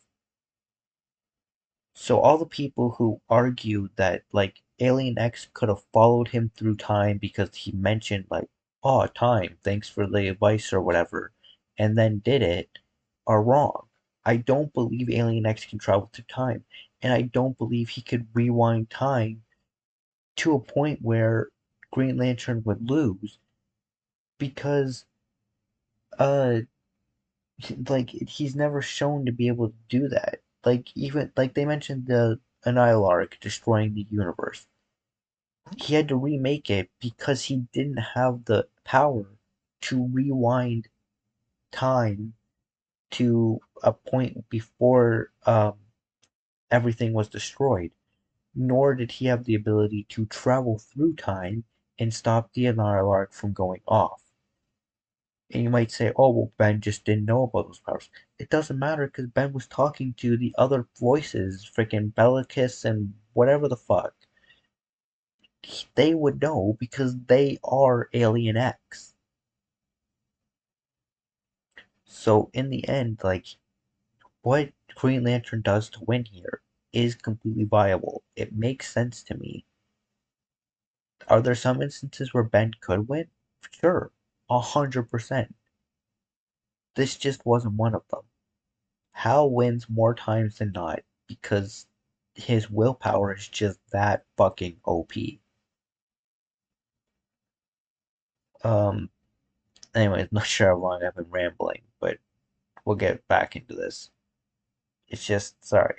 This one, it didn't take me off. After they explained everything and I watched the battle, I understood why he won. What pissed me off was afterwards on YouTube, seeing all these videos that were trying to debunk the fight and saying that Hal would lose because Alien X is just so OP that he can beat any fucking one in fiction. And that's just not true. He's just not as powerful as people seem to think he is. He just seems that powerful because in the Ben 10 universe, he is like the most powerful thing. But this isn't the Ben 10 universe. The DC universe is a whole other ballgame. Anyway, next time on Death Battle, we got Weiss versus Mitsuru. Ruby versus Persona. As I said in the fucking Tifa versus Yang fight, I've never watched Ruby. I've also never played Persona, so I don't know about either of these characters. So, I don't know who's gonna win. If I had to guess, I'd say Weiss, just because Ruby is like owned by Rooster Teeth and Death Battle and everything. And when Yang fought Tifa, Yang won. So I'm gonna go with Weiss and say that they have a little bit of a bias in this fight.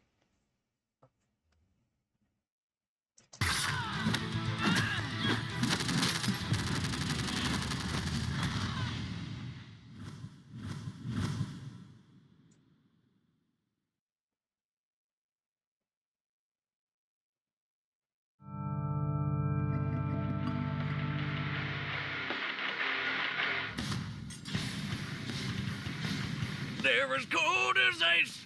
they're willing to sacrifice. Today, we're pitting together two queens of ice born into powerful, if troubled, families. Weiss Schnee, heiress to the Schnee Dust Company and member of the Huntress Team Ruby. And Mitsuru Kirijo, heiress to the Kirijo Group and member of the persona-wielding Seas. He's Wiz and I'm Boomstick. And it's our job to analyze their weapons, armor, and skills to find out who would win a death battle. The world of Remnant is known for many things. The vicious creatures called Grimm, the hunters and huntresses committed to fighting them, and the Schnee family. It would go so freaking hard. So I should just get the card. The card should just come to me. Wait, you guys, I actually pulled the card. Yeah, they're kind of like royalty, and their princess is Weiss Schnee. As the heiress to the family company, she grew up in a pretty cold home. Full name Weiss Schnee, 5'3", Schnee Dust Company heiress, left-handed, member of Team Ruby, inspired by Snow White. Nicknames are Ice Queen, Snow Angel, and Princess. Pun intended. The Schnee family expected a lot from Weiss. It was considered essential that she live up to their highly influential name. Too bad for them, she had her own plans. Rejecting her father's wishes to remain at home, Weiss left to attend Beacon Academy and train to become a huntress, literally putting the W in Team Ruby. Within just a year, Weiss established her own name for herself, saving the kingdom on more than one occasion, and doing so with her trusty blade, Myrtanaster. And that's McHugh. Merc Nasty here is a multi-action rapier with a 3-foot-long blade. But guess what? Multi-action dust rapier, 3 feet long, 6-slot dust chamber. You can use ice, fire, wind, hard light, lightning, and gravity dust. But it's also a gun! Instead of a plain old crossguard, it's got a 6-slot revolver-style chamber that Weiss fills with bullets colored like the rainbow. Well, they're not exactly bullets. They are vials of dust, which she can fire to enhance her weapon and skills. Ironically, the Schnee Dust Company is by far one of the largest producers and exporters of dust. Wait. They sell dust? I got a ton of that shit covering the bookshelf in my trailer. I could sell it and finally have enough money to buy a second bookshelf. Dust farm, here I come. No, not that kind of dust. In the world of Remnant, dust is an energy source, often used to fuel vehicles, androids, and weapons. Wait, you have books? When did I say anything about books? Well, long story short, there are 4 main types of dust: air, lightning, fire, and water. And Weiss likes to mix water and air together for her favorite, ice dust. And that is why they call you the Ice Queen. She can also attack with fire, launch a windstorm, block attacks with barriers, and many other techniques. Needless to say, Myrtanaster is a surprisingly versatile weapon. She also uses dust to boost her semblance, which is basically her X-Men superpower. Weiss gets hers from her family line and can do a bunch of stuff with it. She can make glyphs on surfaces or in the air, each with a different color denoting its ability. Black glyphs hold things in place, while white ones propel things forward. Also, by infusing glyphs with dust, she can manipulate their effects. For example, a touch of lightning dust lets her dilate time, dramatically increasing her speed. Or even better, she can use the propulsion, gravity, time dilation, summons Batusk, Queen Lancer, Armagigas, and powered by Aura. glyphs to summon monsters to aid her in battle, Beastmaster style, like this crazy boar, a giant killer wasp, and the Armagigas. Which literally translates to giant armor in Latin, so fitting. Damn, just imagine how great her family could be if they all didn't hate each other. Unlimited dust, giant bodyguards you could summon anytime, and they'd never be stuck with warm beer. Unfortunately, the Schnee family does suffer from some rocky relationships, with the exception of Weiss and her older sister, Winter. Wait, go back. Is her dad Colonel Sanders? I guess there's a certain resemblance. KFC, Yeah. KF Schnee. No wonder they're so rich. Boomstick, what the fuck is wrong with your brain, bro? God damn. Dude just thinks on a different fucking wavelength than everyone else. Where did you get that chicken? What? You don't carry pocket chicken?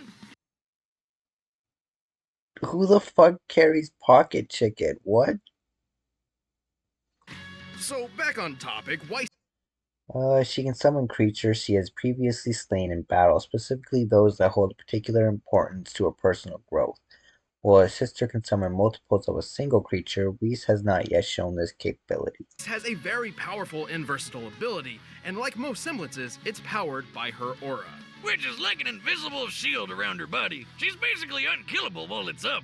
Though the aura itself isn't indestructible, it can be depleted after taking a lot of damage and needs time to restore itself. Without it, she cannot use her semblance, and she's much more vulnerable. But that aura is pretty friggin' tough. It was just enough to take a full-on hit. Armagigas cut up a paladin, nearly toppled the Colossus, dodged a sound attack, hit a pillar with 39.7 million joules of force, survived a train crash, created 2,082 tons of ice, defeated Armagigas, Queen Lantern, and Team Finicky? FNKI. From a guy. Maybe Funky? I'm not sure. Geyser of lava. Lava can reach temperatures. It was just enough to take a full-on hit from a geyser of lava. Lava can reach temperatures up to 1,200 degrees Celsius, enough to melt iron. And during a food fight of all things, she was thrown into a pillar so hard it was obliterated. Hey, Wiz, I've been in a few food fights in my time, and that shit gets intense. And that Hell one's yeah. tame by comparison. But greatest of all, with a combination of ice and her aura, she survived riding atop a speeding train crashing through concrete. By measuring the diameter of the resulting hole and applying the values of fragmentation, this means Weiss survived an impact equal to over 7 tons of TNT. But it's not just Weiss that's tough. Her glyphs are strong enough to catapult the Armagigas, and with her ice powers, she's knocked around a giant mech built for fighting Godzilla-sized Grim. Compared to the height of her teammate nearby, it appears she created over 2,000 metric tons of ice. Obviously, that much ice doesn't fit into 2 vials of dust. She's likely using the ocean as a base to exert fusion energy and vaporization energy on the nitrogen in the air, thereby freezing it like so. At most, this would require over 900 billion joules of energy, equivalent to detonating around 230 tons of TNT. Wow! No wonder she could push that big old robot around. Plus, Weiss can also move super quick, dodging missiles and even hitting bullets out of the air. And with time dilation, she can stay nearly untouchable while taking out her opponents in the blink of an eye. And there's a manga? What? I might have to check that out. I don't know if I'd watch the show, but mangas, that's more my speed, man. Well, I shouldn't say that. I do enjoy a good anime. One Piece, great, man. But for something like this, I don't know, I think I prefer to read it. Don't know why, just, I don't know, preference. Anyway, in the manga, Weiss has some greater feats, such as using glyphs to pull meteors from outer space. These feats are unsupported by primary canon or stem from non-canon gags. Oh, okay. So I guess the manga's non-canon. Whatever. Like that old saying, float like an inner tube on a lazy river and sting like your pee in the morning. Please go to a doctor. Throughout her journey, Weiss has overcome all sorts of dangers, but her most difficult task may have been the moment her father cut her out of the family, leaving her financially broke and dismissed from her birthright. Ah, boo-hoo, no more allowance. Still, she's powered through and made a name for herself as a huntress. With the Ruby team at her back, I think she's found the family she truly belongs to.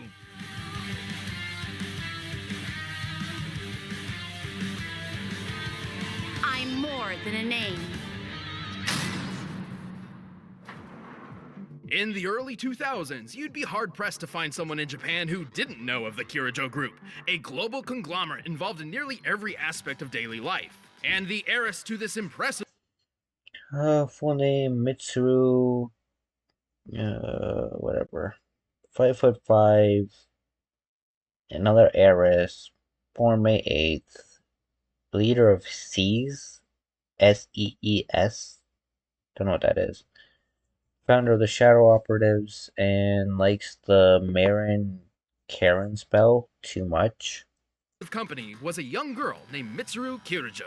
But unknown to her, the family company was into some pretty sketchy stuff. Her grandpa started experimenting with some sort of mental world called the Mind Place. Or more officially, the collective unconscious, a realm connected to every living being's subconscious mind. And within the collective unconscious dwells shadows, fragments of human psyche which often appear as malevolent monsters. They're basically demons. Kind of. However, there's another sort more directly integrated with the minds of individual people, effectively becoming their shadow selves. So some of them are demons who want to kill you, and some of them are demons who are part of your brain? Close enough. Well, Gramps tried to get the shadows for himself, but as anyone who's tried to summon demons will tell you, don't do that. Trust me. No. It never works out. And when it does, it doesn't. Chaos Incarnate erupted. The resulting explosion from his experiment released the shadows into reality to prey on an unsuspecting populace, and unveiled the Tartarus, a citadel between worlds. Of course the it Earth did. was drastically changed with a new dark hour, an extra hour of time occurring at midnight. Most folks didn't notice, though. The world basically freezes in time during the dark hour, including people. So nobody's got to pick up a new 25-hour clock, because when the hour runs up, everything continues like nothing happened. It's like getting an extra hour of secret sleep. But some people are able to operate during this hour, including Mitsuru, which she decided to take full advantage of. Yeah, she felt pretty guilty about her family basically ruining everything and sending hundreds of murder monsters into the world. So she swore to fix her grandpappy's mess. And while she's certainly skilled with a rapier thanks to her time in Rapier, Persona Artemisia, retractable ice whip, grants immunity to ice. Ooh.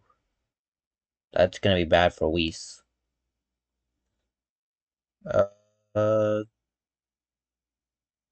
Grants analysis and clairvoyance powers. Grants telepathic communication, spells, freezing attack, healing, charms a target, explosion, ice attack, inflict confusion, steal energy, and a deadly slash. fencing club, a single sword would never be enough to combat the hordes of shadows. Luckily, her first experience with the Dark Hour helped her out in this regard.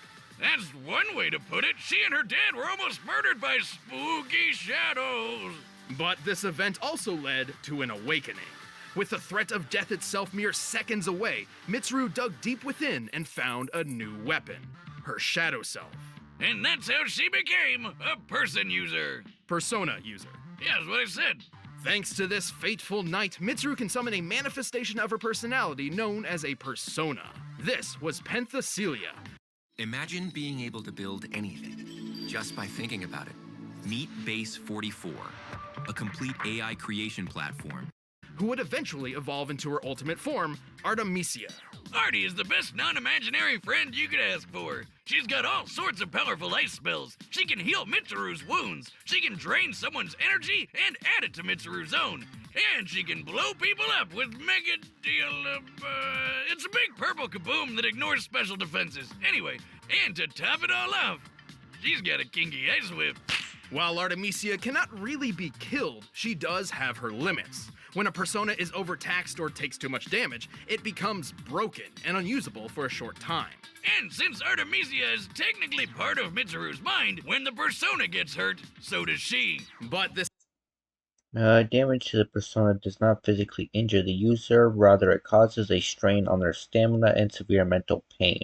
Also, it is worth noting personas are resistant to most conventional forms of attacks. Maybe she'll.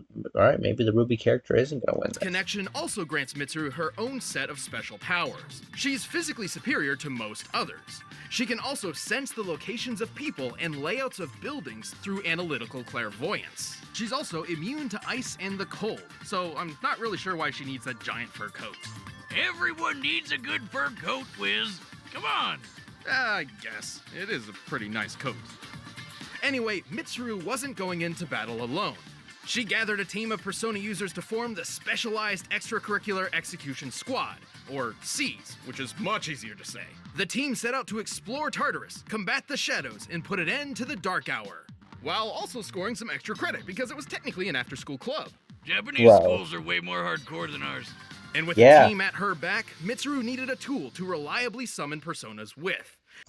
I really wish that I could, like go to a high school like theirs instead of having gone to a regular high school.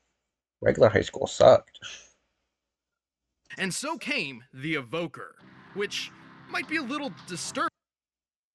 Right.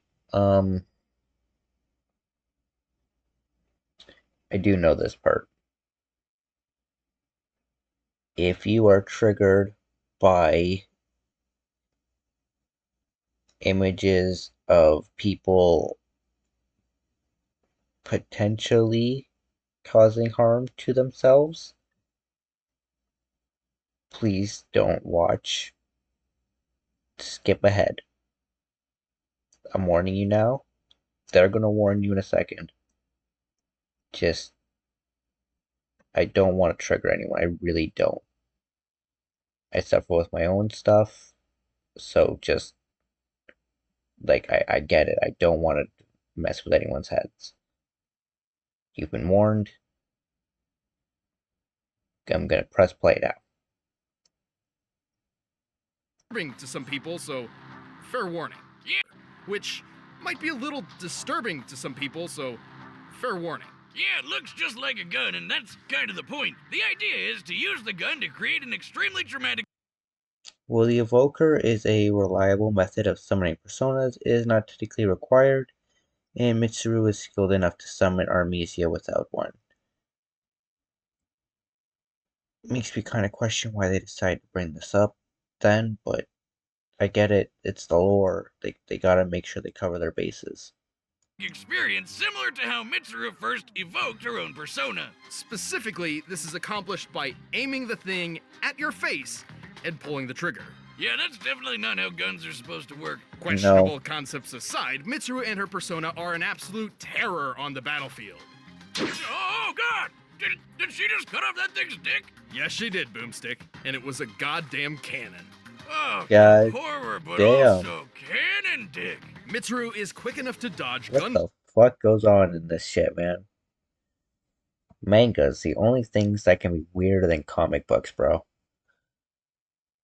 Sliced up Arcana Justice created 546,882 kilotons of ice, dodged gunfire from Aegis, survived an exploding bridge, damaged Irbis, a building-sized demon, battled Kronos, the god of time, and defeated Nato, Nyx, the avatar, and Striga.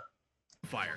Heck, another Persona user is even fast enough to outrun a bullet fired by a Magnum. Those usually have a muzzle velocity of over 360 meters per second. And Personas can move even faster. Naoto's could react to and catch an arrow in milliseconds, and Mitsuru has defeated her in battle. But hey, how about that time Mitsuru and her whole team survived an explosion that totally wrecked this whole bridge? Now, in my humble opinion, using my very own handcrafted munitions measurement chart, I'd say this blast falls somewhere in the range of, oh shit, we're dead.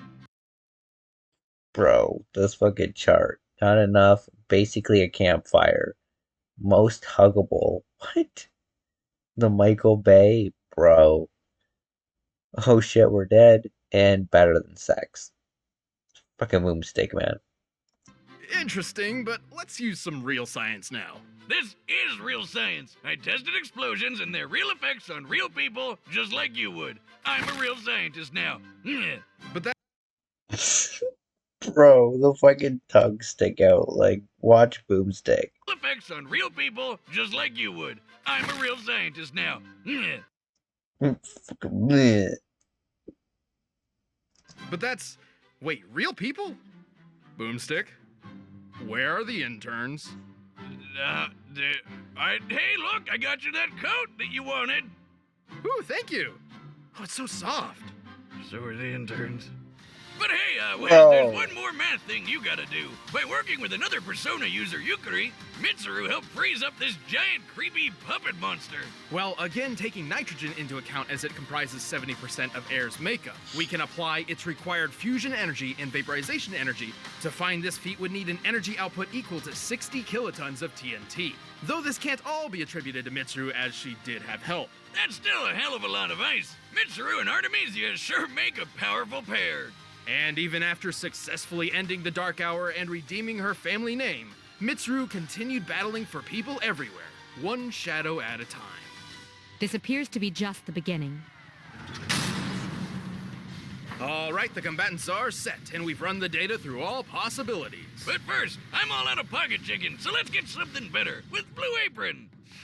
By now, you've probably heard of Blue Apron, the leading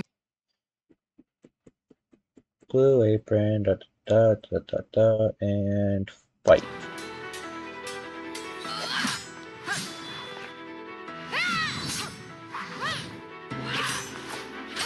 How's he fighting? Is that the chick? Such good form. I guess it is, okay. Sense of ease. Thank you, but flattery will get you nowhere. Just went right into it.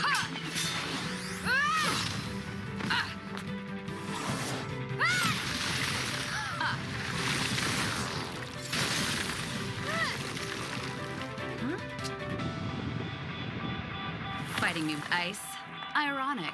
And a waste of time. Yeah, because this chick is immune to ice, I think she's actually gonna be the one who wins.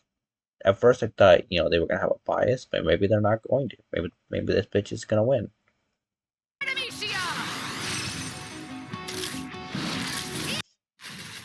Oh my god.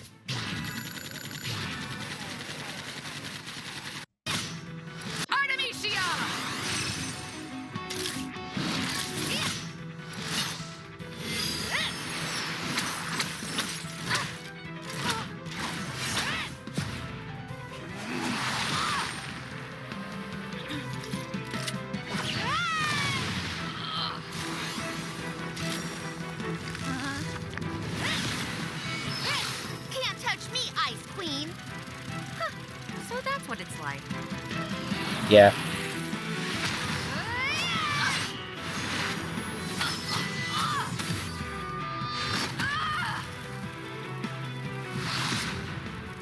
Oh, maybe she will win.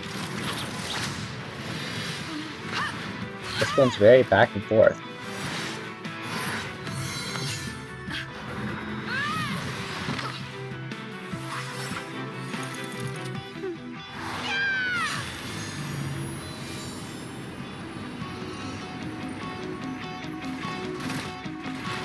Hell yeah.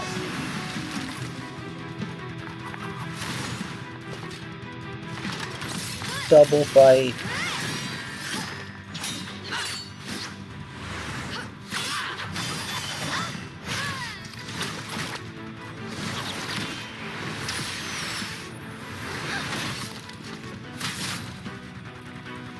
Oh man. As annoying as this was, I have to admit, you fought valiantly. But now, you'll fall by my own hand. I like can it's do game. this on my own. Artemisia! No mercy! Oh, maybe it's not game.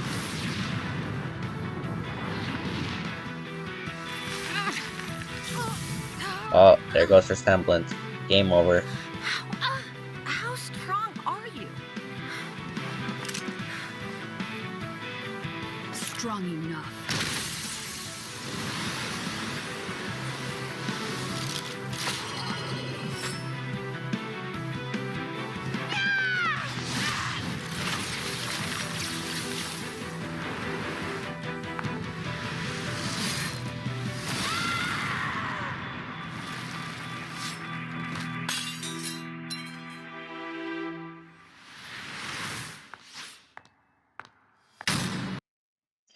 I'll give her credit where credit's due. Right here. Right about here, she realized she was gonna lose. She realized that she couldn't win, and yet she didn't back down. She fucking just gave it her all, man.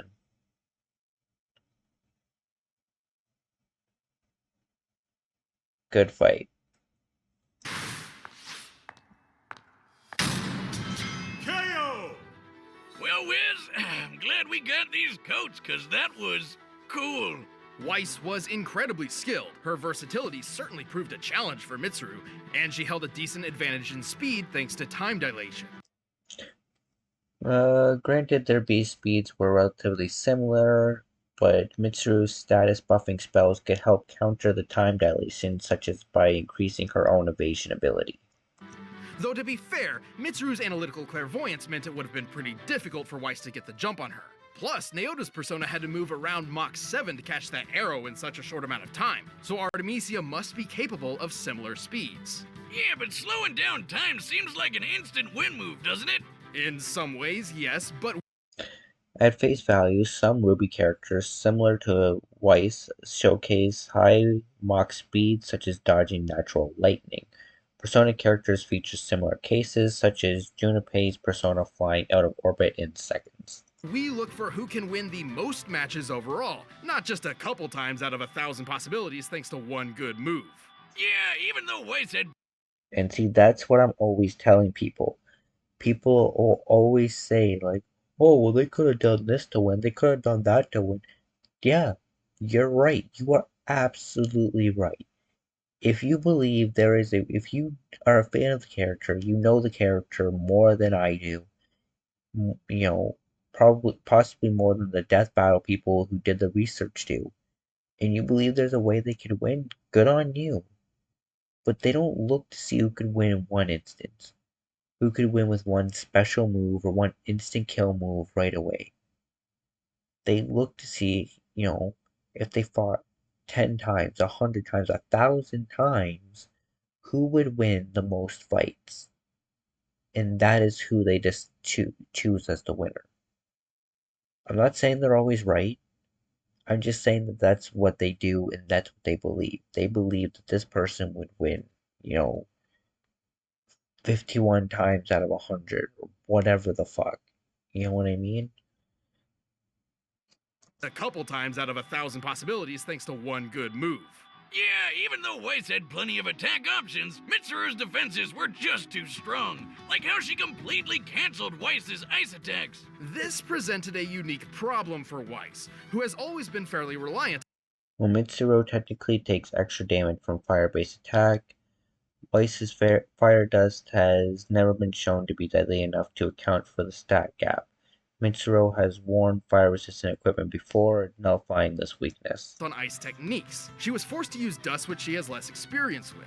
Plus, Weiss and her summons have never dealt damage anywhere close to that oh shit we're dead explosion that Mitsuru survived. By taking the diameter of the blast here and comparing it to real-life nukes, then considering how far Mitsuru was from the center of it, she took a hit worth over 21 tons of TNT. Well, Raiji didn't intend to kill Mitsuru and her friends with this blast. That doesn't mean it wasn't dangerous. Raiji was likely aware of their limits and scaled his attack accordingly. Definitely higher than Weiss's 7-ton train feat. Frankly, Mitsuru's survivability and power output outclassed Weiss. Even if we cut her major ice feat in half since she was aided by Yukari, Mitsuru still output 130 times more energy than Weiss when she attacked that mech. But numbers aren't everything, right? Sure, there's always a new way to look at things. For instance, Weiss's arsenal was limited by her aura and dust supply, while Mitsuru had no such constraint on. Weiss had no true counter against Mitsuru's status effect spells. For example, Mitsuru could have used Spirit Drain to zap Weiss's aura even quicker while empowering herself. Her own powers. It takes a long time to restore aura, and remember, when a persona gets broken, it can just come back a few seconds later. Which was extremely useful, as Artemisia could heal Mitsuru at any time, undoing whatever progress Weiss had made. Oh man, what an ice-cold move! While Weiss's speed and versatility put up a good fight, Mitsuru's greater defense, raw power, and more reliable arsenal proved too much for the Huntress. She had no chance. The winner is Mitsuru Kirijo. Alright, we got one more. Finally, on Death Battle, we've got Johnny Cage versus Captain Falcon.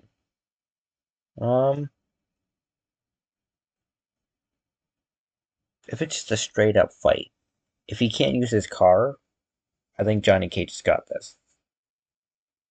If Captain Falcon's allowed to use his car, which, I mean, he might be able to, it's gonna be game for fucking Johnny Cage. He's gonna lose. So I guess we'll have to see how the fight plays out.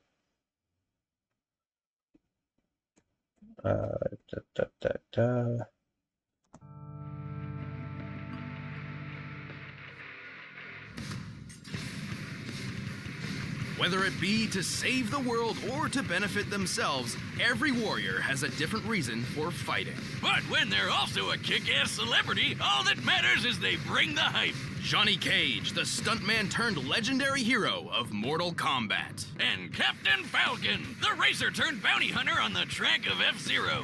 He's Wiz and I'm Boomstick. And it's our job to analyze their weapons, armor, and skills to find out who would win a death battle.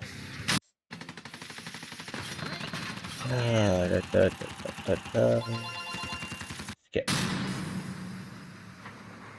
Mortal Kombat is a deadly tournament dictated by the Elder Gods to decide the fate of entire worlds. Its contestants only include the best of the best. Whether you're a four-armed beast intent on conquest, a ninja assassin seeking vengeance, or a washed-up Hollywood movie star looking for your next big break, Johnny Cage was a global phenomenon. Real name, Jonathan Carlton. God, that is a fucking shit-ass name. I see why he goes by Johnny Cage. 6 foot, 190 pounds. Filmography, 24 karat gold, 7 poisons, aquatic assault, break nose mountain, cage match, cage rage, celebrity smash TV, Citizen Cage, Dragon Fist 2, Every Dog Has Its Day, Exciting, The Dragon of Death, Fighting Dirty, Fly High, Hawa, Iron Claw, Massive Strike, Mortal Kombat 2, Mortal Kombat Deadly Alliance, Ninja Mime 2, Ninja Mime 3, Ninja Mime 4, Ninja Mime Priest, Power Rangers, okay, Son of Dragon Fist, Sudden Violence, The Gist of My Fist, Time Smasher, Tommy Scissorfists, Who's That? Tommy Scissorfists, Who's That? It's one title, okay. World's Most Wanted, Wushu, and You Got Caged. It really sounds like he was doing good, and then he peaked around here, Mortal Kombat movies, and then Ninja Mime just went downhill from there. Phenomenon known for his over-the-top and dumb-as-hell action flicks. You're dumb as hell. His movies are awesome. We got Ninja Mime, Citizen Cage, Broke Nose Mountain, and my personal favorite, Tommy Scissorfist. Oh, it's the only movie that ever really made me cry. But as with most celebrities, Cage's fame eventually cracked. Audiences lost interest in his stunts, and critics claimed he was a fraud. Which is bullshit. So to prove himself, Johnny naturally decided the best idea would be to join the deadliest martial arts tournament ever. What better way to stick it to him and show him you're the real deal than to save the Earth from an alien takeover? I guess Cage didn't really know what he was getting into. Luckily, he's no ordinary stuntman. Fans think my moves are all wire work and special effects. I am the special effects. This guy's trained all across the world. He's mastered 4 different martial arts, including Bruce Lee's real-life Jeet Kune Do. He's got nunchucks, brass knuckles, and his wicked cool Bowie knife. So when it came time to save the world, Cage could certainly hold his own against the greatest martial artists in the universe. Good thing, too. The lightning god Raiden really needed some help. Because the Outworld warlord Shao Kahn was just one tourney win away from taking over Earth. Okay, seriously, why does everyone always target Earth? I live here. It's not that great. Against the forces of evil.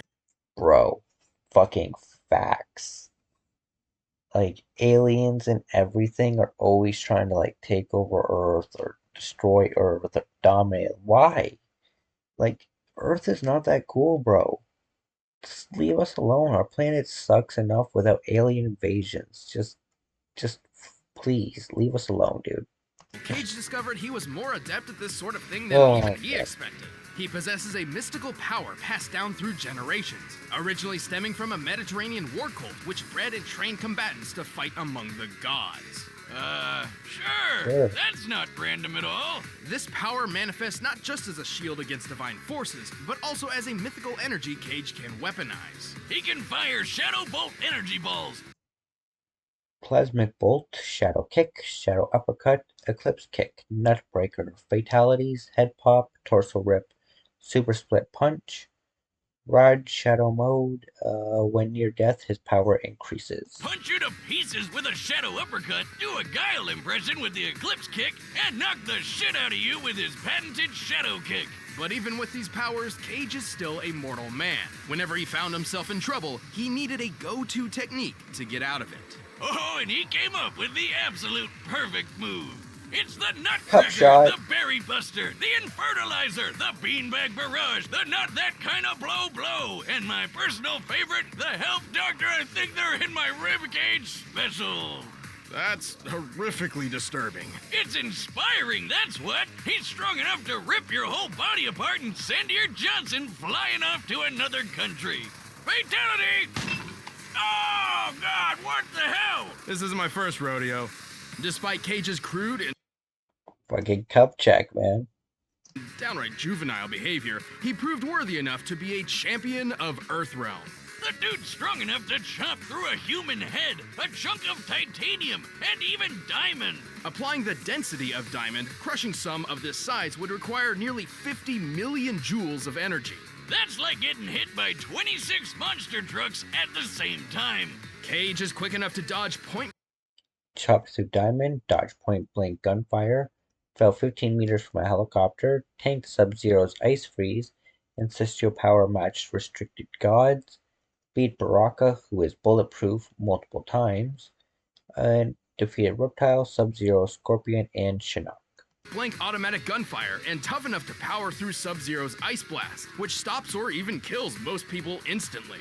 He's breaking those chumps apart like they're made of glass. Johnny even beat the shins off Shinnok, who's a freaking god.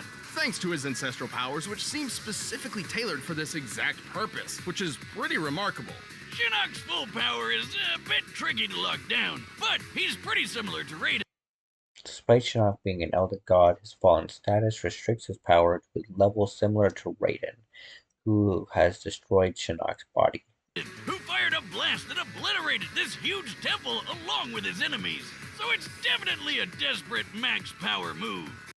We have a new Occultist Lord, Azareth Cultist Lord, Fighter, Magic.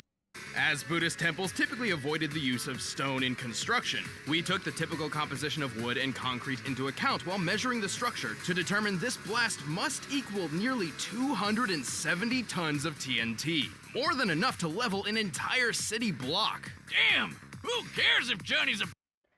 It's worth noting that Johnny has been killed by non-deities such as Motaro, so his war-called powers don't strictly make him a god-level being. pain in the ass when he can compete with power like that? Well, he wouldn't be a pain forever. Cage eventually found happiness with a family, including a daughter just as skilled as he is. He even earned new success in his film career with a series based on his adventures. But he never got tired of defending Earthrealm from the forces of ugly. God bless that beautiful man. Those are $500 sunglasses. Cup check. It's the year 2560, and the world's gone crazy. Aliens are everywhere. We're traveling through space, and best of all, there's a brand new sport in town. An intense mix of high-speed racing with anti-gravity techno-whatsis. This is F-Zero. So much better than NASCAR. You seem pretty chipper. Well, yeah, F-Zero's freaking awesome. Why don't we have this in real life yet? Probably because it's extraordinarily dangerous. On the F-Zero Grand Prix, one wrong turn can end your life. Yeah, what's your problem? The ones that survive are the best of the best, including the champ himself, Captain Falcon. To most of the world, Falcon is a legendary... Real name Douglas J. Andy Summer and Ryu Suzuko. Age 37, 6'8", 310 pounds, respected bounty hunter, 3-time F-Zero champion, and his favorite food is tripe. I don't know what that is. Racer and household name, but that's about it. Otherwise, he's a mystery. Like Batman. Sort of. Off the track, Captain Falcon is actually an accomplished bounty hunter, dedicated to a mission of saving the universe from the vile forces of Black Shadow. Is that like a heavy metal band or something? No. Well then dibs. Black Shadow is a cold-blooded king of crime, determined to bend the universe to his will. He's also got horrible taste and style. How often you think that thing gets caught on door frames? Truly the most evil of evils. To take on Black Shadow, Falcon's a goddamn badass. He's super tough and super skilled in martial arts. Best of all, he's got a bunch of fiery super moves. The Speedy Falcon Kick, the Falcon Punch, Mighty Falcon Punch, and the Falcon Dash Punch, Falcon Kick Fury, Lightning Falcon Kick, Raptor Boost, Heavy Raptor Boost, and Wind Up Raptor Boost, Falcon Dive, Falcon Strike, Explosive Falcon Dive, and Knee Smash, aka the Knee of Justice. unpredictable Raptor Boost and Falcon Dive, where he humps people so hard they explode. What? Just calling it like I see it, Wiz. Either way, as impressive as these techniques are, they pale in comparison to his greatest and most famous. Falcon! Punch! Show me your moves. He literally punches people so hard they explode in bird-shaped fire, which is awesome, but how?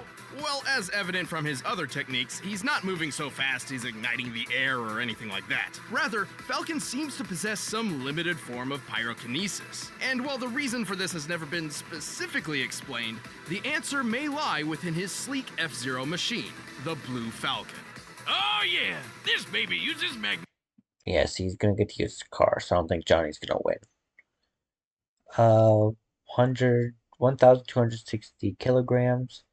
Max speed without a boost, 1,100 kilometers an hour. With a boost, 1,600 kilometers an hour. With dash pads, 2,000 kilometers an hour. Goddamn. Reactor might installed within engine, boost fire technique, power increases among other reaction mights. Power Falcon model, increased speed and grip. magnetic and G-diffuser tech to rocket over 1,500 kilometers per hour. That's more than 35 times faster than the Bugatti Chiron Sport, the fastest car in the world. But when he wants to push the Blue Falcon even further, he taps into its hidden reactor might. Now you might be asking, what's a reactor might? Oh, you know, nothing much. Just a magic piece of the Big Bang that birthed all of existence. You'd think there are better uses for a fragment of creation than powering a race car. No, I don't, Wiz. Have you seen what this thing can do? With the power of the reactor might, the Blue Falcon can go Beyblade with a move called Boost Fire. Check it out. The Blue Falcon becomes a deadly energy buzzsaw spinning so fast that it increases speed and can even fly. A reactor might is bonded with its owner and can even be called upon from a great distance away. Therefore, Falcon can summon his vehicle to his side at any moment. Reactor mights bottle up a ton of raw power. Put a few together and you can rip holes through dimensions. This one by itself went haywire and blew up this space station in one blast. Based on the space station's size and the ensuing blast radius, this explosion must have held a yield of over 6 megatons of TNT. Oftentimes, reactor mights also... It's possible the explosion would have been even greater if Black Shadow had not forced the reactor might to close, Black Shadow later used his reactor might powers to detonate a massive mountain. Also grant their owners a variety of superhuman powers, some even bordering on unexplainable magics. While it's technically unconfirmed, perhaps the reactor might under the Blue Falcon's hood is the source of the captain's curious pyrotechnics. Who cares? He can punch a giant fire falcon of burning death, and that's all that matters. Like when he finally beat Black Shadow once and for all. Did he just explode the galaxy? Hell yeah! Well, don't get the wrong idea. This blast of light actually originates from the exploding dark matter reactor, which has the power to rewind the Big Bang using all 6 reactor mites. It's a long story. Of course it is. Fucking anime, man. It took the power of multiple reactor mites to overload and destroy the dark matter reactor. No single reactor mite appears to be capable of this kind of power. Oh, that's way less epic. Still, even beating up Black Shadow is super impressive. This guy could tank hits from a hulked out super alien, no problem. Falcon's quick enough to take out multiple enemies. Beat the creators in a race. Spotted a sniper from miles away. Heard Black Shadow who tanked hits from Hyper Zoda. His clone tore up a metal cage. Removed a bomb using speed and precision.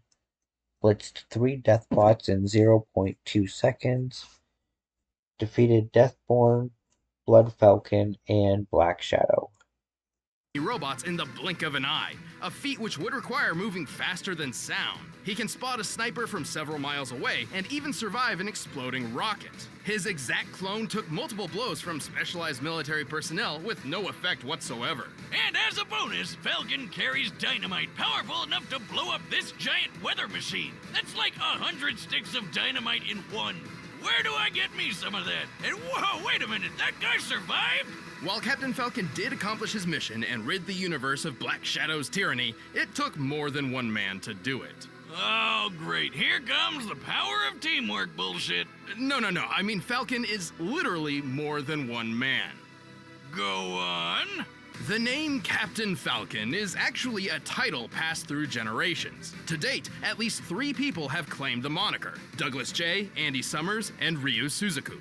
Each new inheritor is chosen by the current Falcon, who seeks a worthy hero who can surpass him in skill and ability.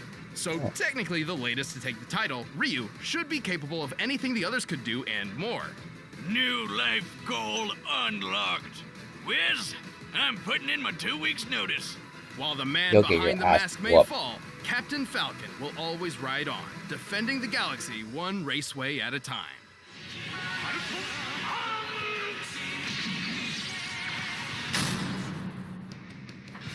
All right, the combatants are set, and we've run the data through all possibilities. But first, let me tell you how to make your computer more anonymous. ExpressVPN this time.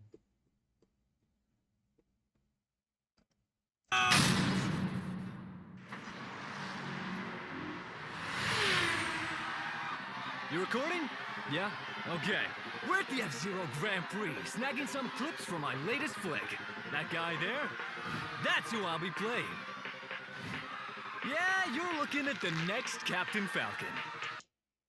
Oh, and then he's gonna think that he, actually wants to be Captain Falcon, so he's gonna test him, right? That's how this fight's gonna start. It's gonna be a pretty sweet gig for him. Did you say you're the next Falcon? Yeah, here we go. Yeah? Only one who can surpass Falcon can become Falcon. Show me your moves! You wanna go? Let's dance!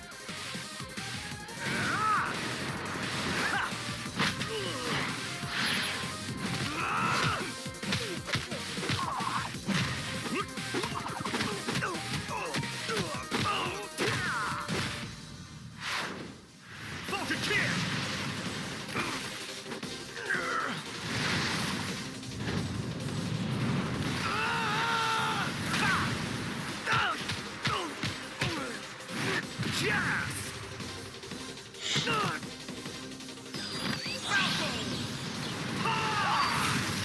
And cup check.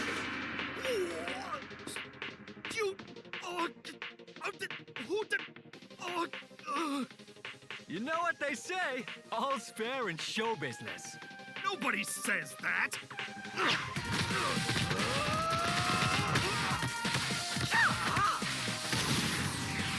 This is what I was saying. Hand-to-hand fight.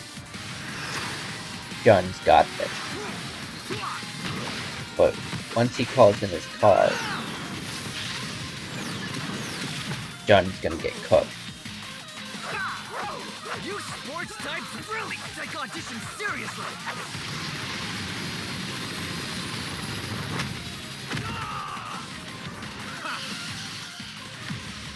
So cool.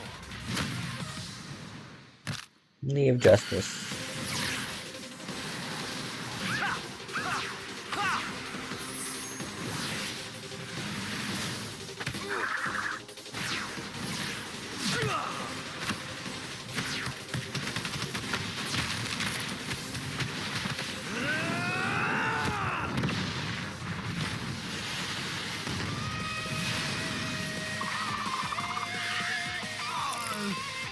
Am I good enough for you now? Come on!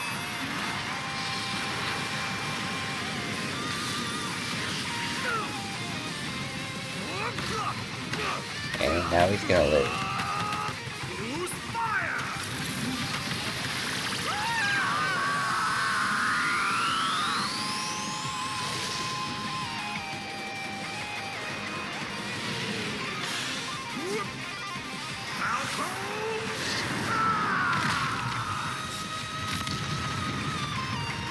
Pretty sure he's already dead, man. That was overkill.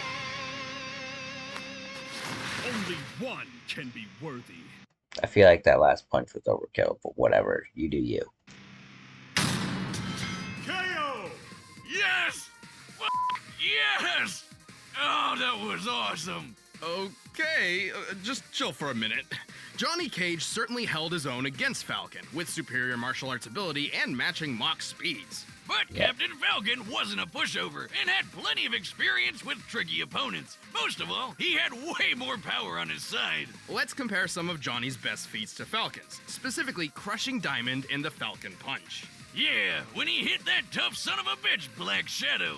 By measuring the area of effect and comparing that space to the heights of Captain Falcon and Black Shadow, we found that the electricity covered an area of about 300 cubic meters. Accounting for empty space, the amount of electricity needed to fill this area must equal at least 151 billion joules of energy. That's the Damn. same as dropping 12 elephants on old Hornhead here, and over 3,000 times stronger than Johnny's Diamond Smash. Captain Falcon was tougher too. He survived a blast from a rocket launcher, but even more notably, he fared better against Black Shadow. Well, unrestricted elder gods like Cetrion have shown powers implying planetary level capabilities.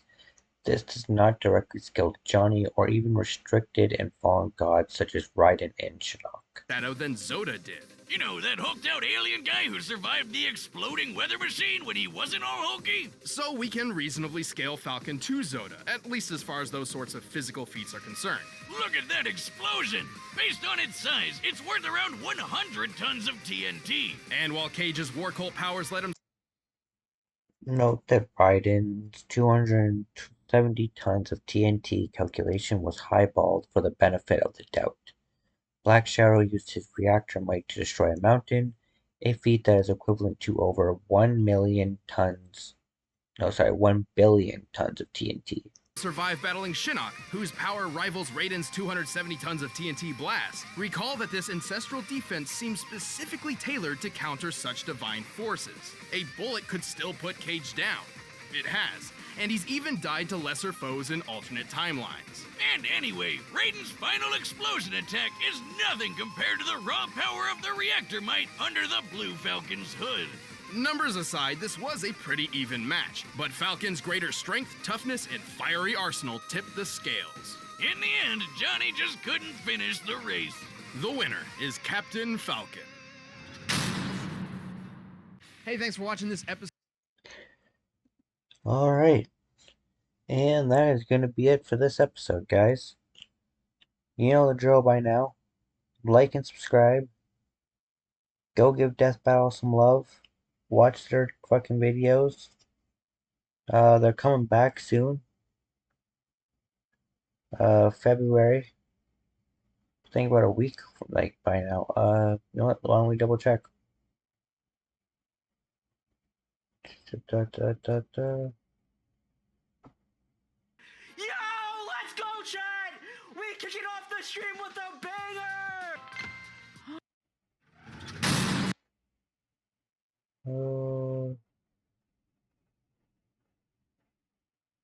February 8th.